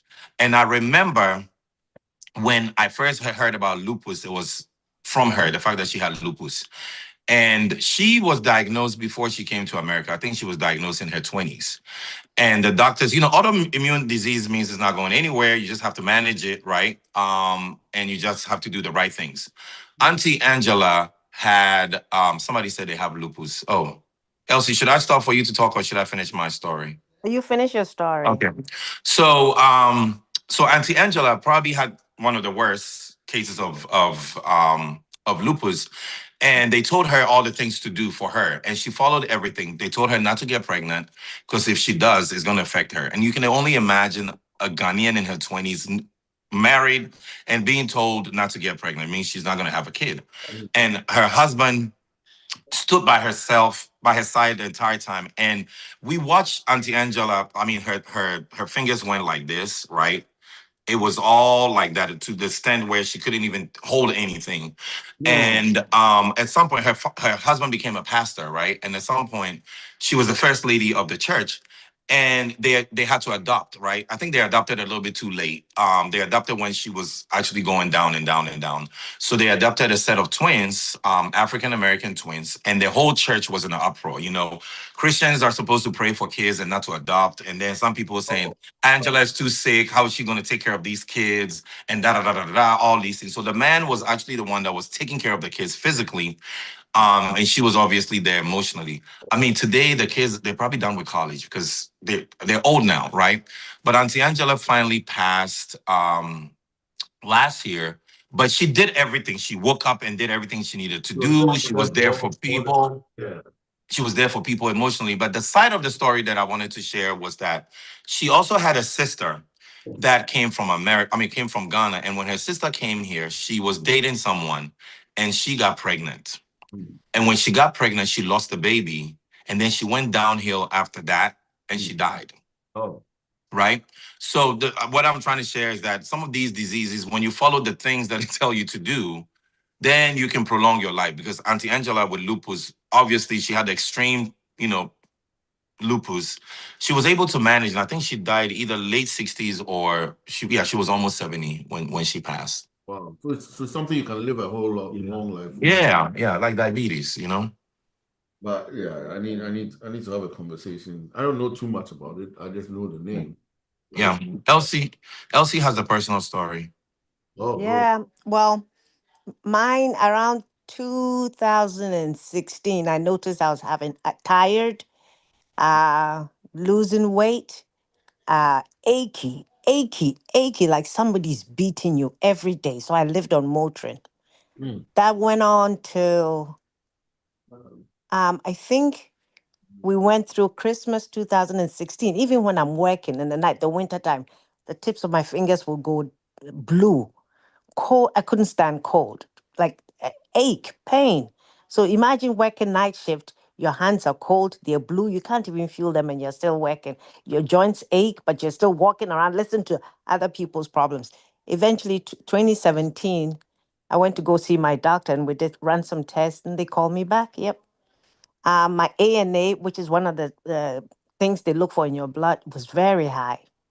And then they subtype it. And so they diagnosed me with lupus in 2017, January. I started seeing a rheumatologist soon after. Initially, I was on steroids. I was losing weight. You would think I was sexy. The white people were thinking, hey, you're losing weight, you're looking nice. So they don't know that I was dying. Because white people, they like you to be skinny.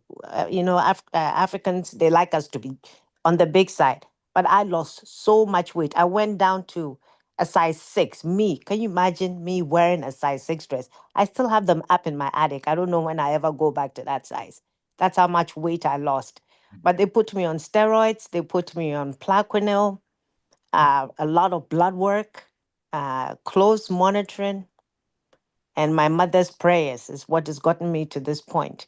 So I was able to come off steroids, I think in 2018. The steroids will give you appetite, give you strength, make you feel better, also calm the inflammation down. Even opening a bottle of water was difficult for me. Robbie had to, like, unscrew. That's how weak my fingers were. Yeah. That's how weak. But I never took a day off of work. So I can't tolerate people, small thing, then they are sitting at home taking day off a sick. I kept working through. The only time I took a day off or two was I had to get a kidney biopsy at a point to make sure my kidneys were okay. And the day I took my colonoscopy. That's it. Otherwise, if I'm supposed to be at work, my bottom will be there. If it means taking a Tylenol because I'm hurting from top to bottom, I take it and I go and I push through it. Elsie, But where is it from? Is it it's not hereditary? It's not something. I mean, it's how that?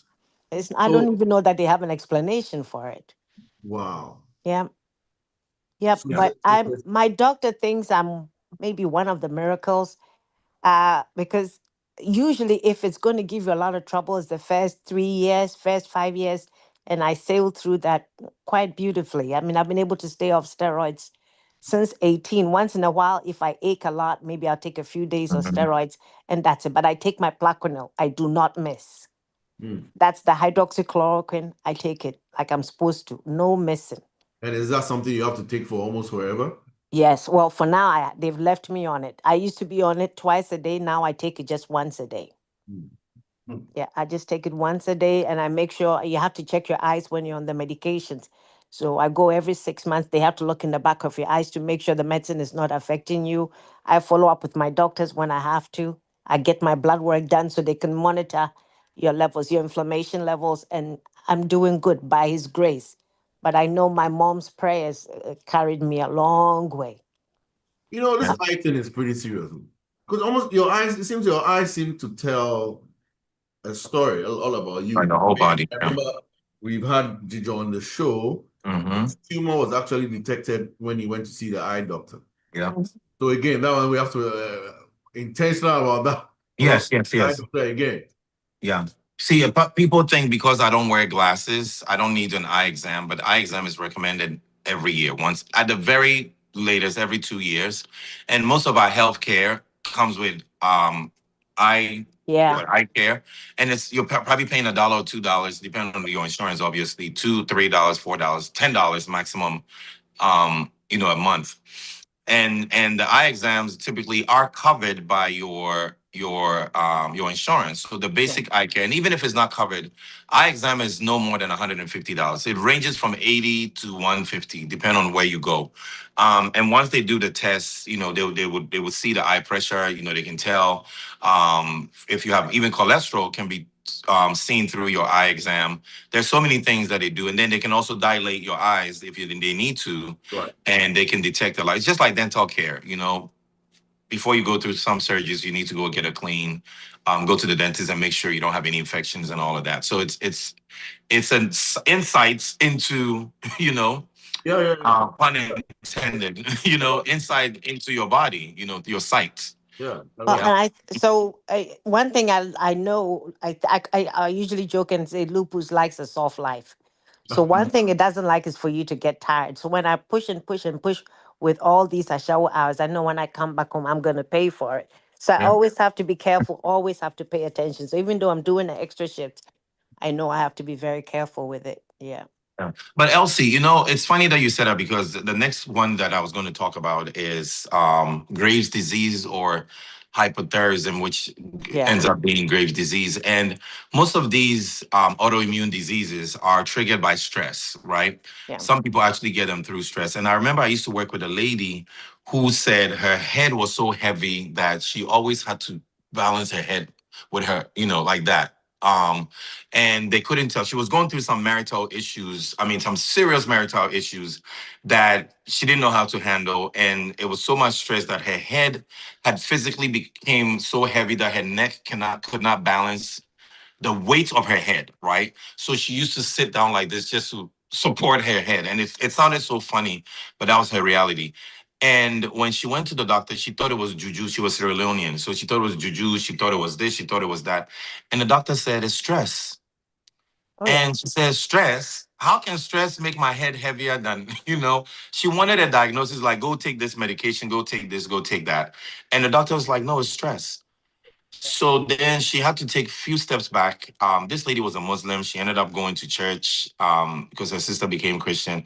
And then she started finding a network because she was harboring all these emotions inside of her. And when she was telling me her story, she was telling me at the tail end of it, and she was saying, can you believe that I took all of these things out of my life that was stressing me out, including her husband, and she became healthier again. Yeah. And when you look at some of these things, funny that you said that once you're, doing a shower shift, your night shift, and one long, and you're stressed, these flare up, right? That's when your autoimmune disease become worse. Because I work with a girl who every time she goes through stress, she has lupus, she'll call out the next day. Oh yeah, and you're gonna hurt like hell. Yeah, she'll call her the next day. She said, I can't do it. I can't come out. And we also have to be empathetic when you know someone, because I knew someone that had a disease. I'm empathetic to her because I'm like, how many times are you going to continue to call out? But once she showed me what she goes through, and when you said numbness of the hands, like her fingers, she said, I can't touch anything. And they're blue. She's black, Oh but yeah, they blue. They hurt like hell. her fingers Yes. are blue. Yeah. So Yeah. yeah, we still Yeah. have to be empathetic, because when somebody say I'm hurting, you don't know what they're going through. Yeah. Yeah.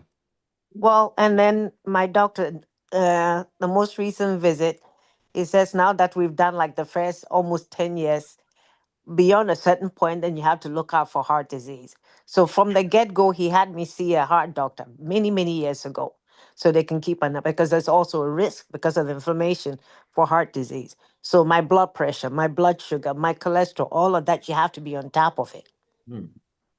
So you can overcome one hurdle, but in the future there's something that could be waiting, so you want to try and mitigate your risk factors at an early age. So when they show up, I mean, I've seen a couple of women this week in their mid 60s, lupus coming with chest pain. I'm not surprised. Like, I have to be aware of it, you know yeah. And especially if you don't help yourself and you smoke on top of it, you just put in fire. You're making your fire even bigger than it's supposed to be.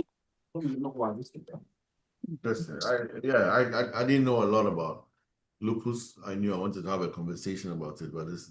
Yeah. I hear there's a rheumatologist, so you can bring him on too. Yeah, who's it? I just read it. I don't know. I'll find out. It may be in the DMV area. I don't even know who Kwame is. Charlie Kwame, who be the rheumatologist, man? Let me know. We have a but he's unveiled himself before in one of the after-hour conversations, and when Jackie was talking about her stuff. Dr. Taki. I think so. Yeah. Okay, yeah. Dr. Taki will be a good guest for this. Oh yeah, we should do it. I'll have that conversation. Actually, you're right. He's helped. He's a pathologist. Yes. Oh, there are quite a number of people that I've gone to see him, and I'm pretty happy with what he's talking about. Oh yeah. Charlie, let me put it on my notes. Dr. Taki, bring Dr. Taki. Yeah. Because we have a good conversation. Man, show ended up. Show went nicer than what I had planned, huh? It's funny. So, like I said today, I got home late and just setting up. I mean, just worn out. So last night we did that surprise for Nana in New York, and then left New Jersey about 8:00. Stopped in Delaware at the next place, and then rushed here because I had a function for Presec at 1 p.m. I go home about 1:45. So I finished that one about 3:45, and then MQF starts at 4. So I mean, this is me from 8 in the morning, right? And a bit tired. Maybe that's why the machine was even messing around. It knows that I'm one. So my first song I was going to be, okay, hey, we are back. Charlie, return home the mic, let's jam. But then when I started that conversation, and I remembered, the two friends who had passed away this week, my mood changed, and then that's when the gospel music took over, and no regrets. I enjoyed playing those, and then I started getting text messages from some listeners on the show.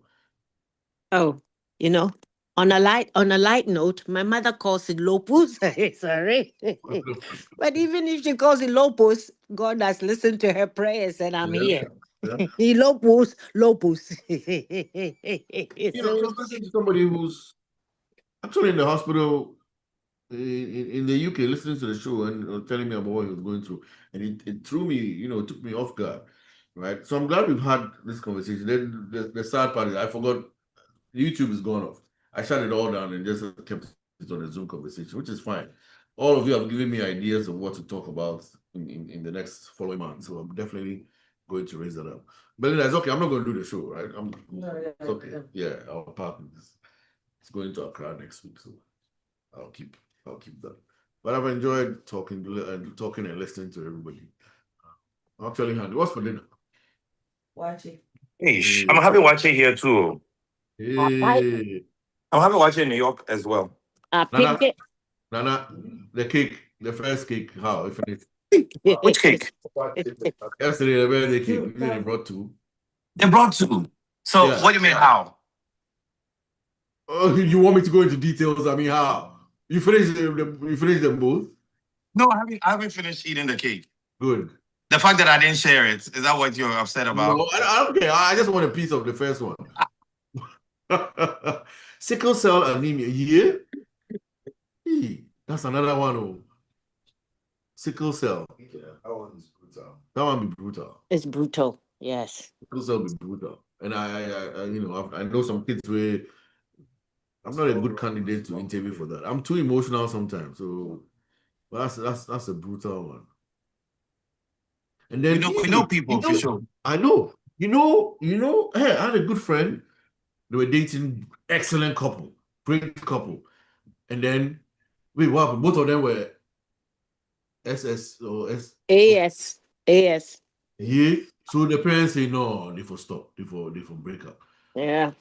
And in that time, we're in our 20s, your mother waiting, your father waiting. But they did break up. And maybe it was good for the kids they could have had, right? Because... Yeah, 1 in 4 chance. Wow. So this is something we always... we need to get to our kids' life, right? You can't date anybody you want. There are certain questions that we need to ask, right? Yeah. Because and Charlie, they go hustle, and you two go hustle. Oh, unless they marry a white person, then maybe you don't have to worry. Why? I don't think they don't have the sickle cell. They don't have sickle cell. No, they don't. So if you marry white, you should be fine. Oh, it's a black thing? Yeah, it's a black person disease. Yeah. Hey, I didn't know that. Yeah. So we could have connected our friends to quite a...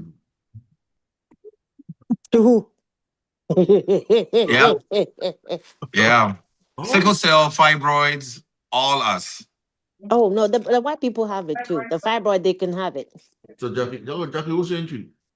Oh, I know Jackie. Yeah, I know Jackie. My classmate. Yeah. Why you always showing it? Okay, sickle cell. Oh, yeah, my classmate. Need to indicate our children on this so they check before. So, Elsie, are you saying white people get fibroids? Oh, yeah. Oh, yeah. Do they get it as much as we do? It's just a uterus that's not having babies. It will find something else to do. Do they have it as much as us? Because I heard it was just prevalent. I can't answer that. That's a GYN question. Oh, but okay. I probably at the same page. But what I know is that if you're not using the uterus for babies, and that's what happens. You're gonna grow crap in there. Really? Yeah. Even when you're having babies. I'm also asking this because we have a family. My great-grandmother had fibroids. My grandmother had it. My mom has it. My sister has it. And I think my sister is the only one in that generation that hasn't have to take hers out. She doesn't need to. But my grandma almost died. The reason why it's, sticks with me is because Oma almost died when she did hers. And so it scared my mom into having hers because she thought she was going to die. And my aunt that passed that I just spoke about had her fibroid surgery, and that's how they found out she had stage 4 cancer because because the fibroids, the symptoms of the fibroids masked the colon cancer. So the entire time that she was running around trying to get her treatment, it was actually cancer, but it wasn't the fibroids. Yeah.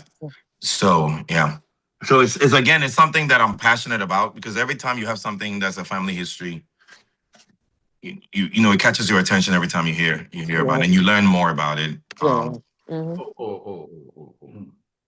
But sometimes you can just leave them alone. If they're not bleeding plenty, you just let them sit. Yeah. But I think theirs was causing them problems. Yeah. If it's bleeding, then it's a problem. If it's over bleeding, that's a problem. You got to go. This comment made me sad. I know a couple who were both AS. They had 4 children, and all 4 were SS. That's harsh. That is raw. Yeah, that's harsh. Yeesh. That's rough. That's rough right there. Blood group. There's no problem with anything, right? Having a relationship. Oh, G6PD. That's another. When I met Belinda, right? First time, okay. In fact, not even here. She's not important. Her father, my father-in-law. So the very first time I go to the house, tell you, I was going to pick her up to a Ziggy Marley concert. So I had red, gold, green on my head. I had some Bob Marley shirt. I was on board. Hey! And I wasn't driving. My friend of mine was driving. I said, this is the house. Stop. We're going to stop in front of the house, and I see her father standing on. So I screamed, Charlie, go, because I wasn't presentable, right? So I go come out all these very good I borrow somebody's shirt. House, and I present myself like a gentleman. I say, I'm here to see Belinda. I'm taking her. Is it okay if I take her to Ziggy Marley concert? He didn't say anything. He said, go inside, I'll be here, mommy. I said, okay. So I go in there, I ask the mother, and it's cool. So second time again, I come, this out from home. Charlie, very well dressed. It's a Zoom. We're talking about. And on the second day I met Belinda's father, I hear of him already, he's a wild guy, blah, blah. On the second day I meet Belinda's father, he calls me and he says, he gives me a list. He says, if I'm taking his daughter out, these are the things she should not eat. And I opened the book. That's the first time I heard about G6 Speedy. I said, hey, but I'm your first boyfriend. People come here, your father don't give anybody. Me say, I'm the man. Right? So right from day one, he had faith in me, and I'm glad I've kept that faith. He loved me before she did. But that's the first time I learned about G6 PD and how dangerous it could be. And the things that you don't eat. And I know a lot of people who passed away through that. But when we came here, when we moved to the US, there was something anytime you mentioned it to a doctor, they were like, ooh. So it was very important information, and the medications they can't take and all that. Yeah. And how do you what do you say? The girls couldn't get it, right? If you had a son, then you would get it. Was that the Belinda? Is that what he said? Yeah, it passed from father to daughters, but mothers. So it passes from mother to son and sons to daughters. In that. Something like that. So my girls don't have it. My son does. And I need to. Well, he knows what he can't take and what he can't eat and all that. But it was something. Yeah, Charlie, give me some list. Charlie, she used to have it around her neck for a long time. Now I don't even know where she put it.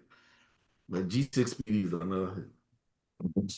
But I don't remember what my blood group is, man. Good crowd. I think I'm B plus, but B positive. Is that it? B. Well, whatever happens just before they give you any but test, so that's okay. Okay. Yeah. Elsie, another one that I'm sure you've seen, because even those of us in the event side of things, is dietary restrictions, allergies. I mean, over the last 15 years, like when I started in this industry, people were like, vegan even wasn't a thing, but it was kind of like nuts allergy, peanut allergy was a thing. Yeah. And now you have celiac disease, you have people that can eat onions, people that can eat garlic. I mean, people that can't eat. It's like Daughters of American Revolution. We used to do their conference every year in DC. And these are white women. And sometimes for 1,000 women, we have 700 different allergies. It's ridiculous. It is totally ridiculous. Do you think they Red have time pepper, for that in green Ghana? pepper. Ghana is banana on super. Was this when you mean that? Yeah, try who will chrome hard. But we didn't used to take it serious until we had to take it serious, right? Before it was like, okay, if there are two options, vegetarian or non-vegetarian, Yeah. And back in the day, vegetarians were not sophisticated, so they get pasta. If you're a vegetarian, you get a pasta, right? And then of course, now chefs have evolved and they have different options for vegetarians. But then besides that, you have vegan, lactose intolerant. I mean, all of these things where when you're having an event, you can have like 50. So what we do now is that we'll get one meal that satisfies about 10. Yeah. Right? So there's no nuts, there's no dairy, there's no wheat, so you have like 7 different things. So if somebody pops up and says, I'm allergic to this, and if they go with a list, does it have this type of, they have 3 nuts, and then they have peanuts, and it's like crazy. Bring your food. And it's I mean, I met a friend whose daughter is allergic to the smell of fish. I'm serious, the smell of fish. Because suddenly, I don't know what happens to her skin or whatever. So many allergies out there that I hope they do grow out of it. You hope so, yeah, because it's incapacitated. It's incapacitated. Hey, I was allergic. Yeah. And sometimes you see the hospital, because usually we're concerned about the medications that you're going to react to, because we need to treat you for a particular infection and you've knocked out several antibiotics, it's not good for you. And sometimes it's for very, silly stuff like nausea. Please, you can get it. That is not a true allergy. So if you need the penicillin, if you put nausea there, we're going to give it because it's not a true allergy. I mean, if you're having anaphylaxis with your throat closing down on you, that's when we consider important. Yeah. But what annoys me is when they put allergic to pineapple. Ooh, you before I'm pineapple, baba is throwing you. You got yourself. My much pineapple is a good place in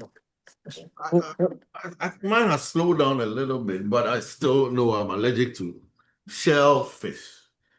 So your crabs, your shrimps, your lobsters, and all that. Oh Lord, that's good stuff. I know, but it's gotten, I don't want to risk it.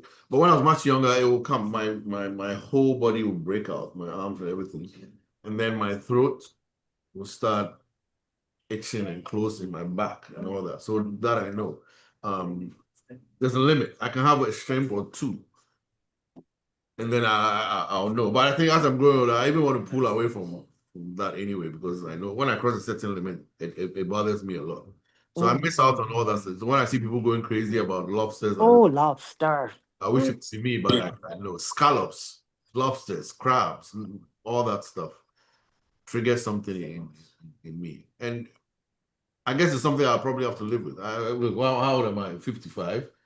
Waiting again. I mean, hey, enjoy your seafood. I'll have a steak. Hey, but the steak you say no good, red meat. Same.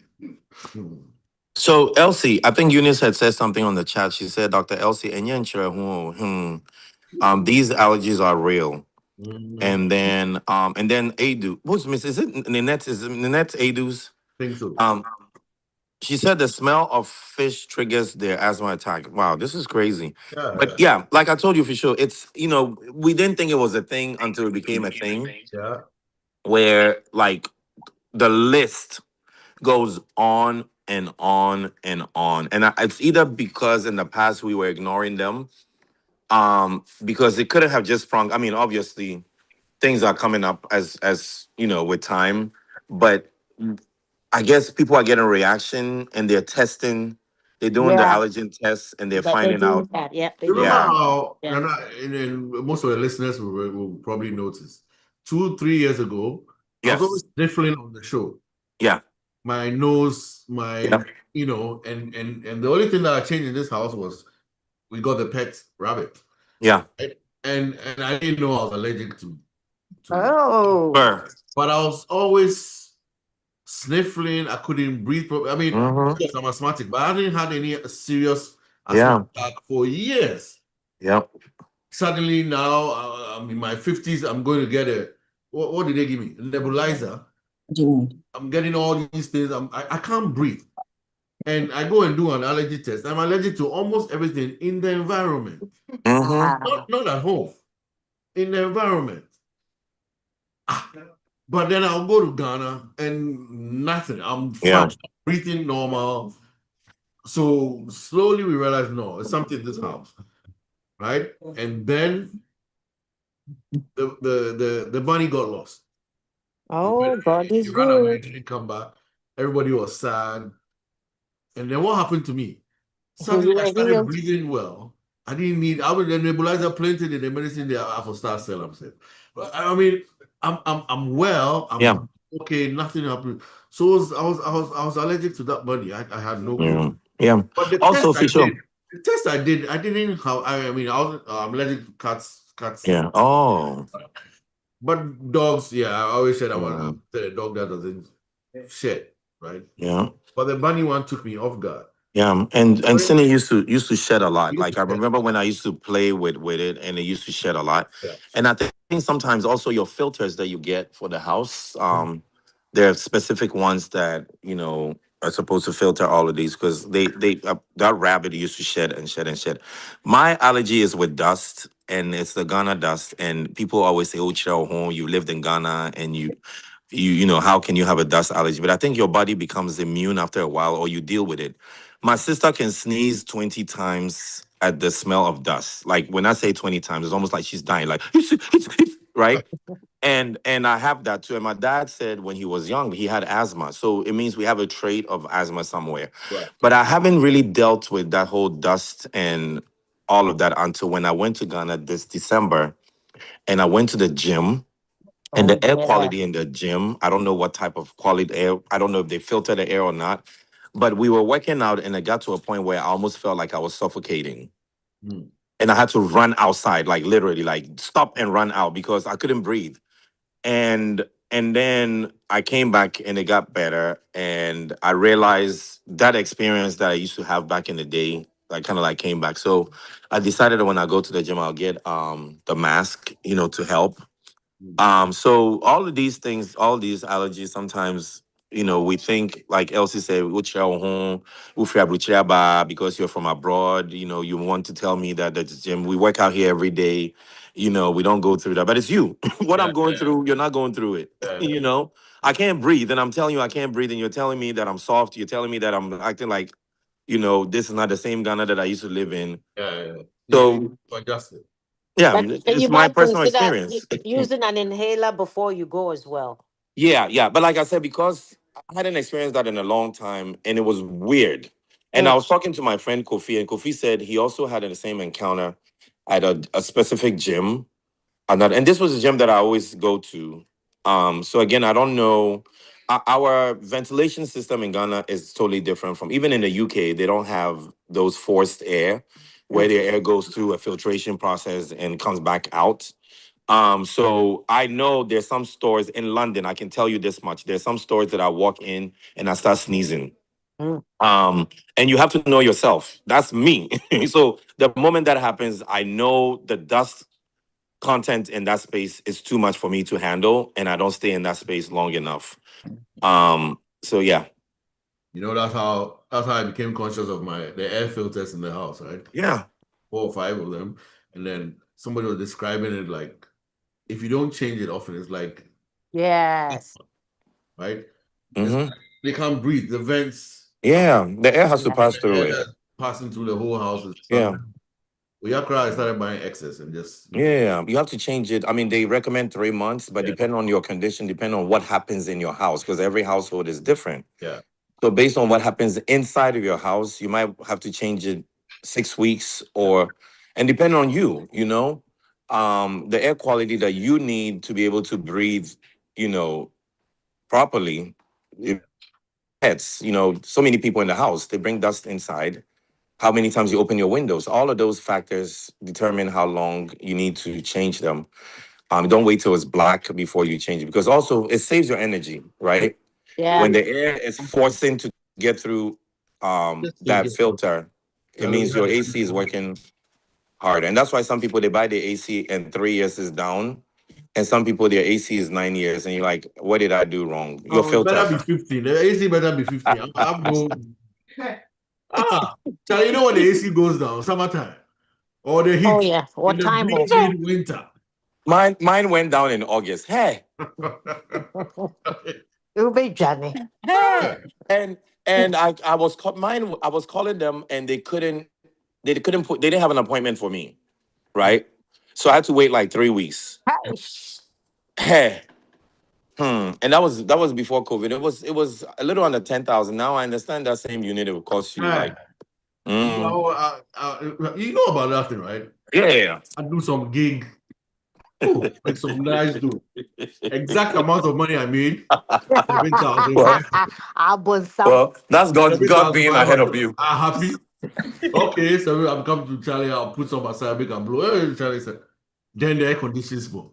The people come here. How much is it here? 7,500. I wanted to cry. It was, oh. God was like, I know you're going to need this 7,500. Let me give you Charlie, the not $1 more, not $1 less, man. It's like Charlie. So I go church, man. Charlie, my budget, the budget to the add. So the tithes, Charlie, I come $40. Right. All right. Charlie, I sell my speakers every 2 years because I use them a lot. Yeah. So I put it on Craigslist. This guy comes, he buys my speakers. I sold it to him for $800. Wait, I counted the money in the garage, $800. Speakers in his car, he went out. I come inside the house. I'm putting the money aside. I count the thing 760. How? I count the thing again 760. The 40 way I come out from the tight, man fan coming tight Sunday and upon. Charlie, go take the money. Oh, Abba. Yeah, I'm telling you, sir. Abba. No, I'm not joking. This matter, it was like what I calculated the thing, Charlie. Right, I said, yeah, this week my budget is on way, man. So my tithe at 10 or 40. I saw the speaker right after church. The guy gave me 800. I'm not lying. He left God account. took the 40 It's gone. God by take the 40. force. I said, yeah. But you know, this whole tithe thing, we'll talk about it another day because I'm a tithe believing Christian, but I don't tithe the way that I tithe anymore. Right. So that's a whole because there's different places that you can put your quote unquote tithe money to, because the Bible doesn't specify that it needs to go to the church. It says bring it to my storehouse, right? So where is your storehouse is where you take your tithe.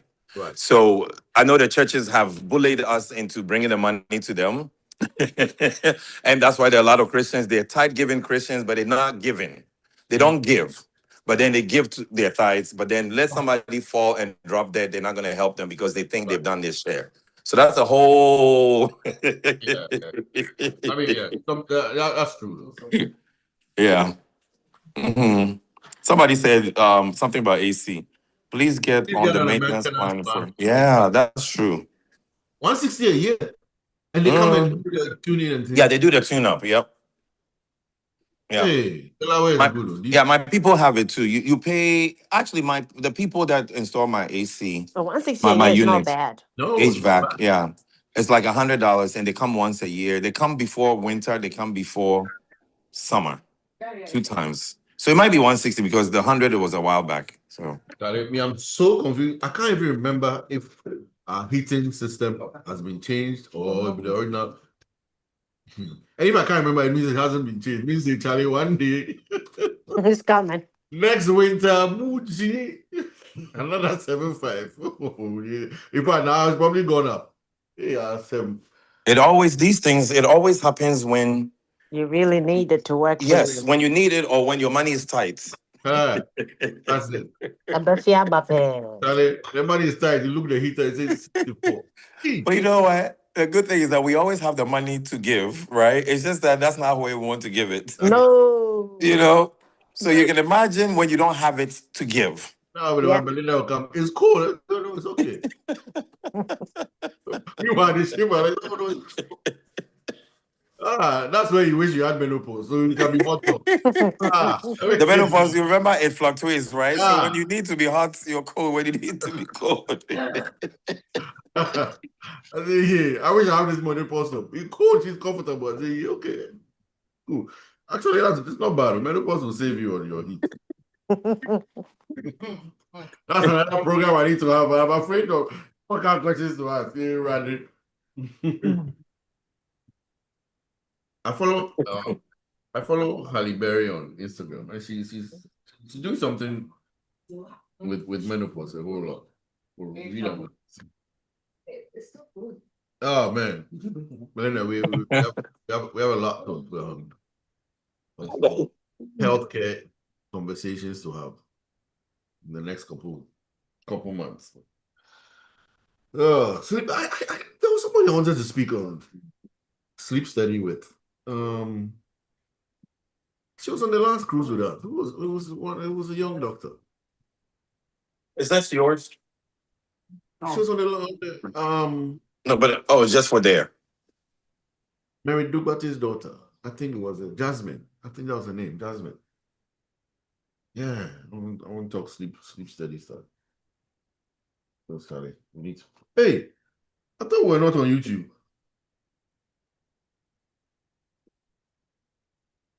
Hey, we are on. And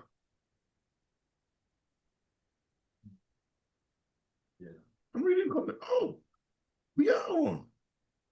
And I was telling you about we are on. Oh Lord, did I say any confidential stuff? No, I did it. Actually, we're just having a conversation. Oh, there's a lot of comments on. Oh, yeah, a lot of comments on YouTube on this one. Yearly PSA test. settling in the UK. Okay. Yeah, while they're waiting when the procedure is done, that must have been the colonoscopy. Lawrence, I'm a certified spin class instructor. I conduct 3 classes every week with great news. Hear me, go and check me. Okay. Fitness forums. Eastern Europeans have sickle cells. Hey, you're on YouTube. You're learning a lot. Hey, we did here. Hey, you saw none of us people there. Oh, I said, yeah. If I've insulted you on YouTube, we better go. But thank you guys for being there. I think it's been good conversation. We're learning a lot about each other. And like I said, for all the guys who are on the forum, we talked about how Charlie, the women are a little more intentional about taking care of themselves. Charlie, every time they go do what about that thing with pap something? Pap smear. Yeah, every time they go do pap smear or they go do a mammogram or they go, then me I'll be asleep. You know, we need to be a little bit more intentional about these things. And so the next couple months, that's what I want to do. Some programming for the guys, man. We need to take care of ourselves too. Charlie, we didn't die early too much. You know, nobody say our life insurance should be some 5 million if we die, so then the family happy. No, Charlie. So we need to be a little bit more intentional about taking care of ourselves, about doing all the necessary checkups. So, you know, you can't. Most of us here. I just did all of that. So I think everybody here is everybody who's here over 50 should have done your colonoscopy at least once, right? We said we start at 45, right? Yeah. At Yes. least once, yes. If there are no serious issues, at least once, we should be able to, to take care of that.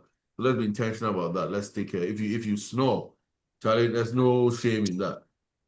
Let's make sure, say, you do a sleep study and get a CPAP. Look, that CPAP, man. The difference between when you wake up in the morning when you wear it versus you don't wear it, it's like night and day. You wake up feeling strong, feeling Rested. well rested. You know, so it's important for us to do that. Colonoscopies should be done at 45 now. Yes, I've just seen that. Initially it used to be 50, but now 45 to be able to do that. And you know cases people in their 40s who've been, like we mentioned earlier, a friend of ours who passed away at 45 but diagnosed with colon cancer at 43, and it was already stage 4. So in some cases, it's even earlier than 45, but insurance, at least by 45, we should get it done. And then we talked about our PSA test and prostates for the guys. So let's make sure we get that done. A little bit again, we committed to doing that. Exercising, I'm guilty of not exercising, so I'm even shy about recommending that. So I'm not going to say anything about it. The test and things they are doing so that I can get up and talk. But the exercise, you together we will try and right. We need to, yeah. What I do is when I go to work, I parking lot, but I park further away small. So say my walk to the classroom is a little longer than normal. That's about it. And then when my daughters are home, they'll force me to do so. Rake video on YouTube and then walk. But I think maybe I should put in a little bit more effort in exercising. I always have that excuse about I'm tired and I don't have time. But we'll do that. So it's been cool. Oh, I'm happy YouTube was on. I thought I kicked it off when I turned it on. So it's been Charlie MQF. Today wasn't just music. Today was well, it was music but with a different focus. And then we've had the full conversations about this, and I'm happy about it. I think we've learned a lot about everything, and then we're going to make solo in response to experiencing congestive heart failure and severe stroke in 2015. Solo, a typical Ghanaian man undertook a comprehensive lifestyle transformation involving modifications to my eating habits, regular physical activities, stress management, frequent medical checkups, ongoing research into health and wellness options and prayers. Shall you try? You try. Yeah. Fisho, so you think it was God that was messing with your machine today? Because this conversation was out of the blue, but it's probably the best conversation you've had in a long time. So maybe God there was no redirected the time. whole thing, so we have a conversation about God was like, listen, somebody needs to hear this. So, let me so the devil, let me the devil allow wanted the to devil stop to enjoy the Yes, machine. but God used it for good. Well, That's why, pivoting in this life is very, very important. You know my story about the Egypt thing, right? Sometimes, when things are going bad, it's how you react, right? That's where the money is. Yeah. Because we just turned this whole thing into something bigger than what you had even planned. Oh yeah. And also you're tired, after being on the road, standing and playing music. You see how relaxed you are now. Ah, Now you're about to eat your wachi. Tiredness is my middle About to name. eat your wachi and then yeah. About to eat wachi and have a good Sunday. Well, please tell her to give me a massage. My body's on it. Yeah, I knew it was coming. I could sense it One in of your my kids can blood. step on your back for you. No, I don't want anything from the kids. On I best need step, money. Bibiala. I knew it One was of your kids can coming. step on your back for you. She gave I you don't those need kids for them to I need to work on their daddy. Is that juice? Juice is on. Let me add juice. When juice is on there, we for vibe. Hey, Juice, how are you? She's muted. I am fabulous, guys. Hey, Juice. Charlie, Juice, we said, Charlie, women take more care of themselves. Look at October, every October, we talk about breast cancer, male and female. We push breast cancer and how you people do the mammograms and all that stuff. Meanwhile, brothers, nothing, man. Charlie, we need to focus on the brothers this year, please. Yeah, so I said this year, Charlie. We should do before October, before I leave. Yeah. So, Charlie, we want to focus on boys, man. Colon, prostate, and all that stuff, man. Breast cancer. Well, the men breast cancer is still pretty rare, though, right? We can't really go out and go and get a mammogram. Yes, you could. So the men is one in. You couldn't, but you need to do ultrasound, and you need to also self-examine, because the sad thing is, by the time they catch the men's breast cancer, it's too late for a lot of men. So their mortality rate is higher than women. The ratio. Oh. Yeah. Man. And you guys know Beyonce's father is the pin-up guy for breast cancer. He has a double mastectomy. Oh no, I didn't know that. Yep. Matthew knows. Yep. Oh, I see. Wow. So the guy who taught me how to DJ died of breast cancer. So he's the only guy that I know. Yeah. So by the time the men find out, the spread is more, and your breast is close to your lungs, so you don't want that, spread to be anywhere near mortality rate. So definitely, I think, the process of examination is the same as the women, but the men need to do it, and the women need to do it for the men. We need to make it playtime in the bedroom. Say that again. Yeah. The women should allow the men to play, and the men should allow the women to play. We can have even like Belinda, come check my. Hey. So I put my hand for him, like some extra muscle. I don't know if it was there yesterday. Yeah, we should. So is it the same thing? You know how we always talk about the woman? If you feel like a lump there, go. Is it the same concept for men, right? If there's something. Same concept for men, really. And some men, after a certain age, they start to develop some breasts because the hormonal body shifts for men. So just as women are going through menopause, men are going through some hormonal imbalance as well. And those hormonal imbalance will make the stomach bigger, and it will also make the breast a little more fleshy. Once you have those things, Charlie, you have breast tissue. Even when the breast is flat, the tissues are there. So the cancer is not prejudice. They don't pick and choose. As long as it's breast, they want to land there. So I thought this was the cheating, Charlie. I push breast mass. We were talking about that. Charlie Jules, I saw some news a few weeks ago opening your shop in South Carolina, in the high-end district of South Carolina. When is it opening up? Charlie, I have a soft opening coming up March 20th. I wanted to tell Nana Sapong. Ooh. So I'm going to do a soft opening March 20th. And Yes. I'm excited because for the last 2.5 years, what I've done is I've done a lot of pop-up in the area to kind of feel the community, feel what it's like, see how accepted my bags will be. And it's been amazing. So going on King was just a matter of time, you know, me getting there. And I'm excited. It's going to push me to want to branch into my other areas of design. Nana Sapon, you and I have talked about this. Yep. That I like shoes and I want to do sunglasses and I want to do a couple of things. Charlie, I'm really excited. I want to use my platform to also open doors for others. To be able for all of us to eat. I come there. Yes. I saw And that. Jules bags. Juice is in Fisho, sorry, when you finish. I saw that and I'm like, man, I knew Juice would do something as soon as. As for Jules, dear. So, you know, I had sent her a message. She has shared with me that she wants to open a place in Charleston. And if you know Jules, she's a businesswoman. This woman has been in business for over 20 years. And then she also, I always, joke behind this. She has a Lebanese blood in her too, which means naturally, she's a businesswoman. But I was telling her when she closed her salon, like Jules had a thriving salon in New Jersey, and people used to drive miles and miles and miles to get their hair taken care of Jules, by Jules.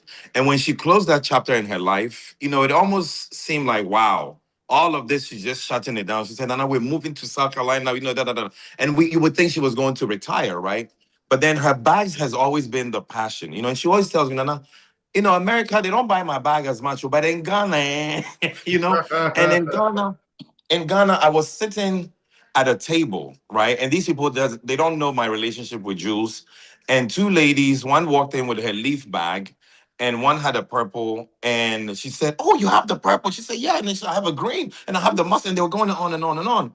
And as this talk, just happened, I'm like, wow. So when I saw her the next time, I said, "Hey, Jules," in Accra, I said, "These girls were talking about your bags like, Louis Vuitton bag, right?" But that's again giving back to our own community, right? We spend a lot of money with these Gucci's and these Louis Vuitton, and they don't respect us, and the money is not reinvested into our communities.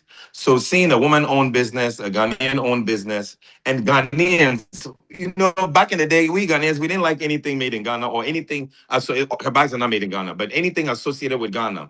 Ghanaian owned, we stay away from. So to see the ladies, the way they were, hyping the bags like some Gucci bag of you. So, her bag is probably even, if not better than Gucci, honey. Fisho, I have to tell you, Nana wrote me a little note and it was so heartfelt. Well, Nana was the She froze. She froze. Oh, she froze. What was the context? It was for opening the store, or was It was. I just have her talk about it. It was just about a little bit of everything that I said, but Juice. And again, I don't know which notes she's talking about because I'll bring her. Why you written more notes?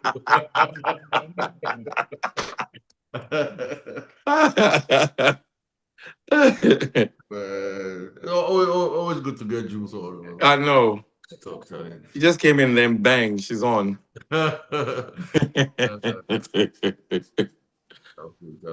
Juice and her breast cancer work, they're different level, man. Yeah, I tell you. Okay, I think she went off. She's gonna come back in. Yeah, I'm sure she would come back in.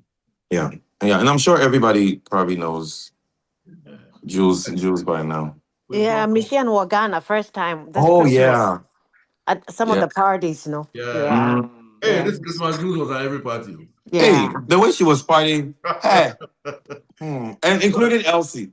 So it was one party that we went to. I said, Elsie started partying when we landed in Kotoka. Hey, Missy. She fell down there at the Rabbit Juice. I was practicing my moves, though. Hey. Salamanano, do my hold them out.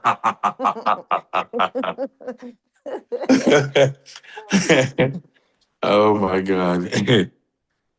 All right. Hey, start to share tickets now. For December. Yep. I'm into April.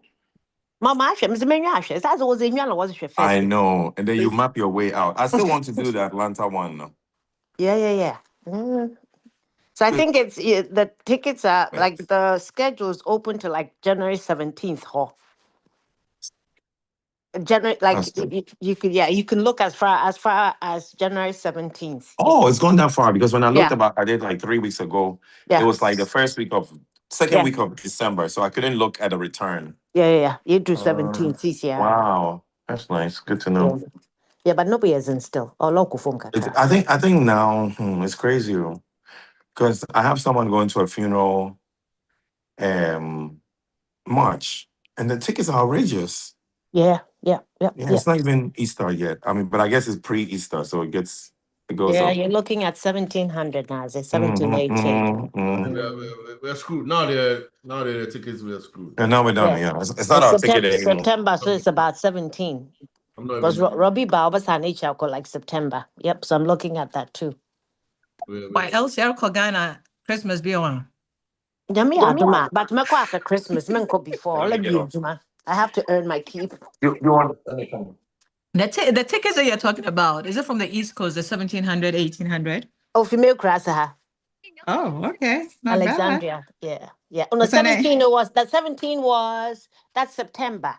For my time was for December 26-ish, it was 8,009. It was what? 8,000? 1800, 1900. Oh, for December. Okay. But this is December 26-ish. You have something in the oven? I mean, in another 4 or 5 months, that will be 4,000. Yes. Yeah. Well, now we are shaking. We just go look and walk away. Yeah. We'll see. Okay, Fisho, I'm getting off. I mean, I'll be on mute. I'll wait and see. I don't know if Jules was coming back or if anybody else was coming back. Well, sorry. Jules called me. Wanted to say thank you to okay, good. The world know how much of a great guy you were.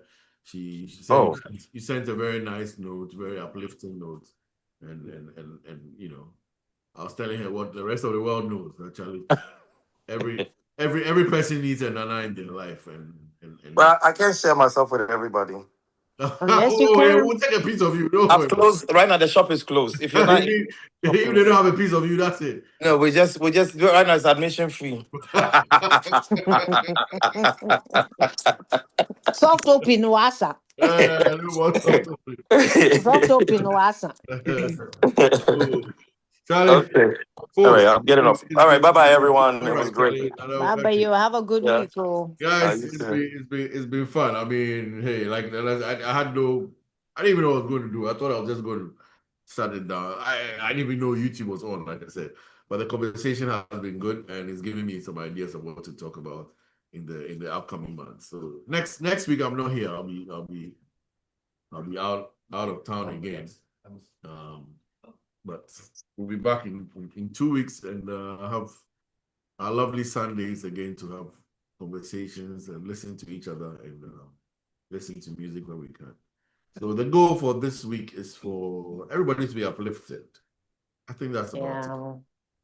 I just want us to be uplifted. Sometimes the gloomy news is just too heavy. Just too heavy. So I think the goal is for everyone to be uplifted. And when it's gloomy and it's cold, Charlie, that combination on you. Yeah. And dark too. Yeah. And you know, I remember 2 years ago I did something about just call somebody who lives alone. Just call and say hello. Just check up on them. Yeah. So a lot of our friends live alone. So I think we'll probably do the same thing. Yeah. Just call somebody who lives alone. Just say hello. Just check up on them, especially when it's cold. And very lonely like that. But I think my goal this week, and for everybody who's listening, is to be uplifting. Let's be intentional about being excited about tomorrow, and that should reflect in all that we think, say, or do. All right. So I'll sign off today, and God willing, we'll catch up again on a Sunday in March. So next week is 20. Next week is 1st March. Yeah, so I'll be back on the 18th. February. It's gone already. Just like that, February. Some more. We have the shortest month in the year, my birth month. Short fire. I'll contact. Let's go.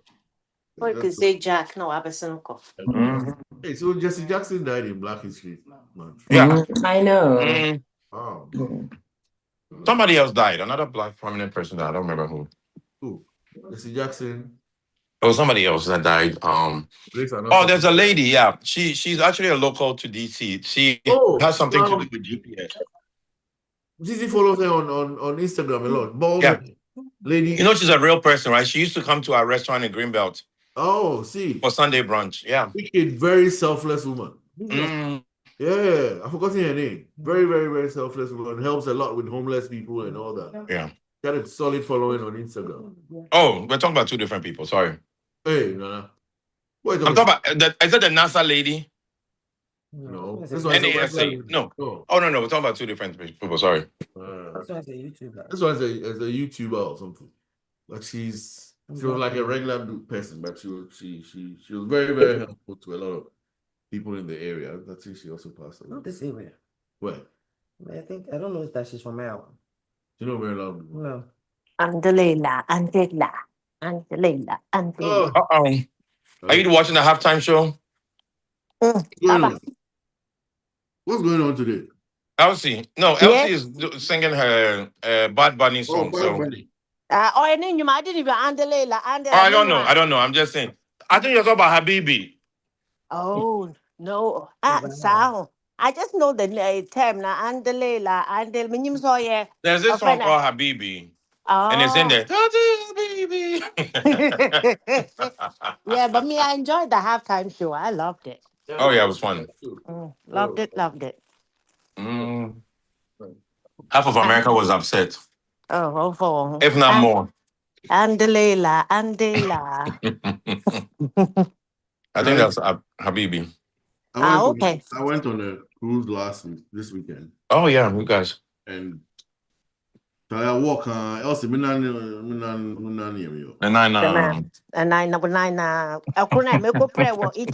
Yes. Yeah. The groin area. And the funny, I can't pinpoint the exact spot, but I can show you the area. But it's just. So it's pulling in your groin. Yeah, and funny thing is, I can be there for days, I don't feel anything. But then I walk for hours and then I feel... Yeah, you're aggravated.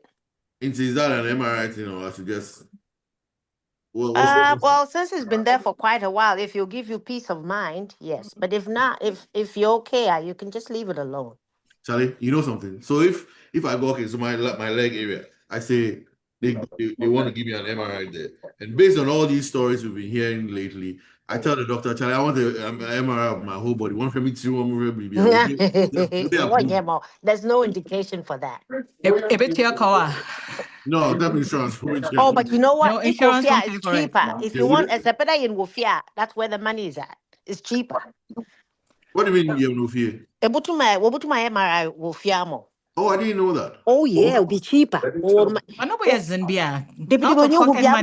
Papa, last year, when you have some symptoms, when you feel the way in your stroke, no, it was about 1,500 Ghana cedis pool. But there's no indication, though. If there's no indication, you're just exposing yourself to radiation. No, but also that he has the pain, so it would be in just that location, but not the whole body. No, not the whole body. No, I was talking whole body. What if they're honest in here? Because you see how what we are hearing, somebody goes to do a checkup for something and then they find something that nothing was even there. What shows maybe something in my head is that way? But we can also overreact. No, but if it's in your head, that you'd have some symptoms. So. Exactly. Yeah. They wouldn't just be. Yeah, you'd have symptoms. But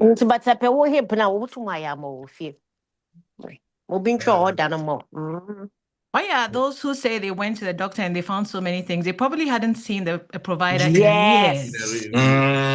Yes. Okay. And so then we catch up and it's not fresh. Okay. Yes. That makes sense.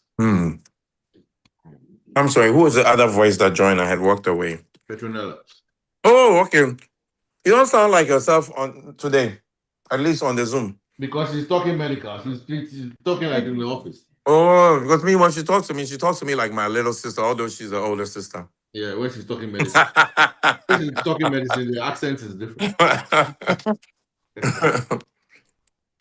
Leila and Leila. Hey, if I don't say bye, I won't go. All right. Yanko. I swear. I know. I don't even know. If you don't hang up, we're still I here. don't even know how to end the YouTube. I really don't. I thought the YouTube was gone. Oh, so because I have to end through Zoom, of course. It's 7 o'clock right now. Belinda's probably saying, "Come and park or BDD." It's giving me the non-verbal communication vibes. I'm intentionally not looking there.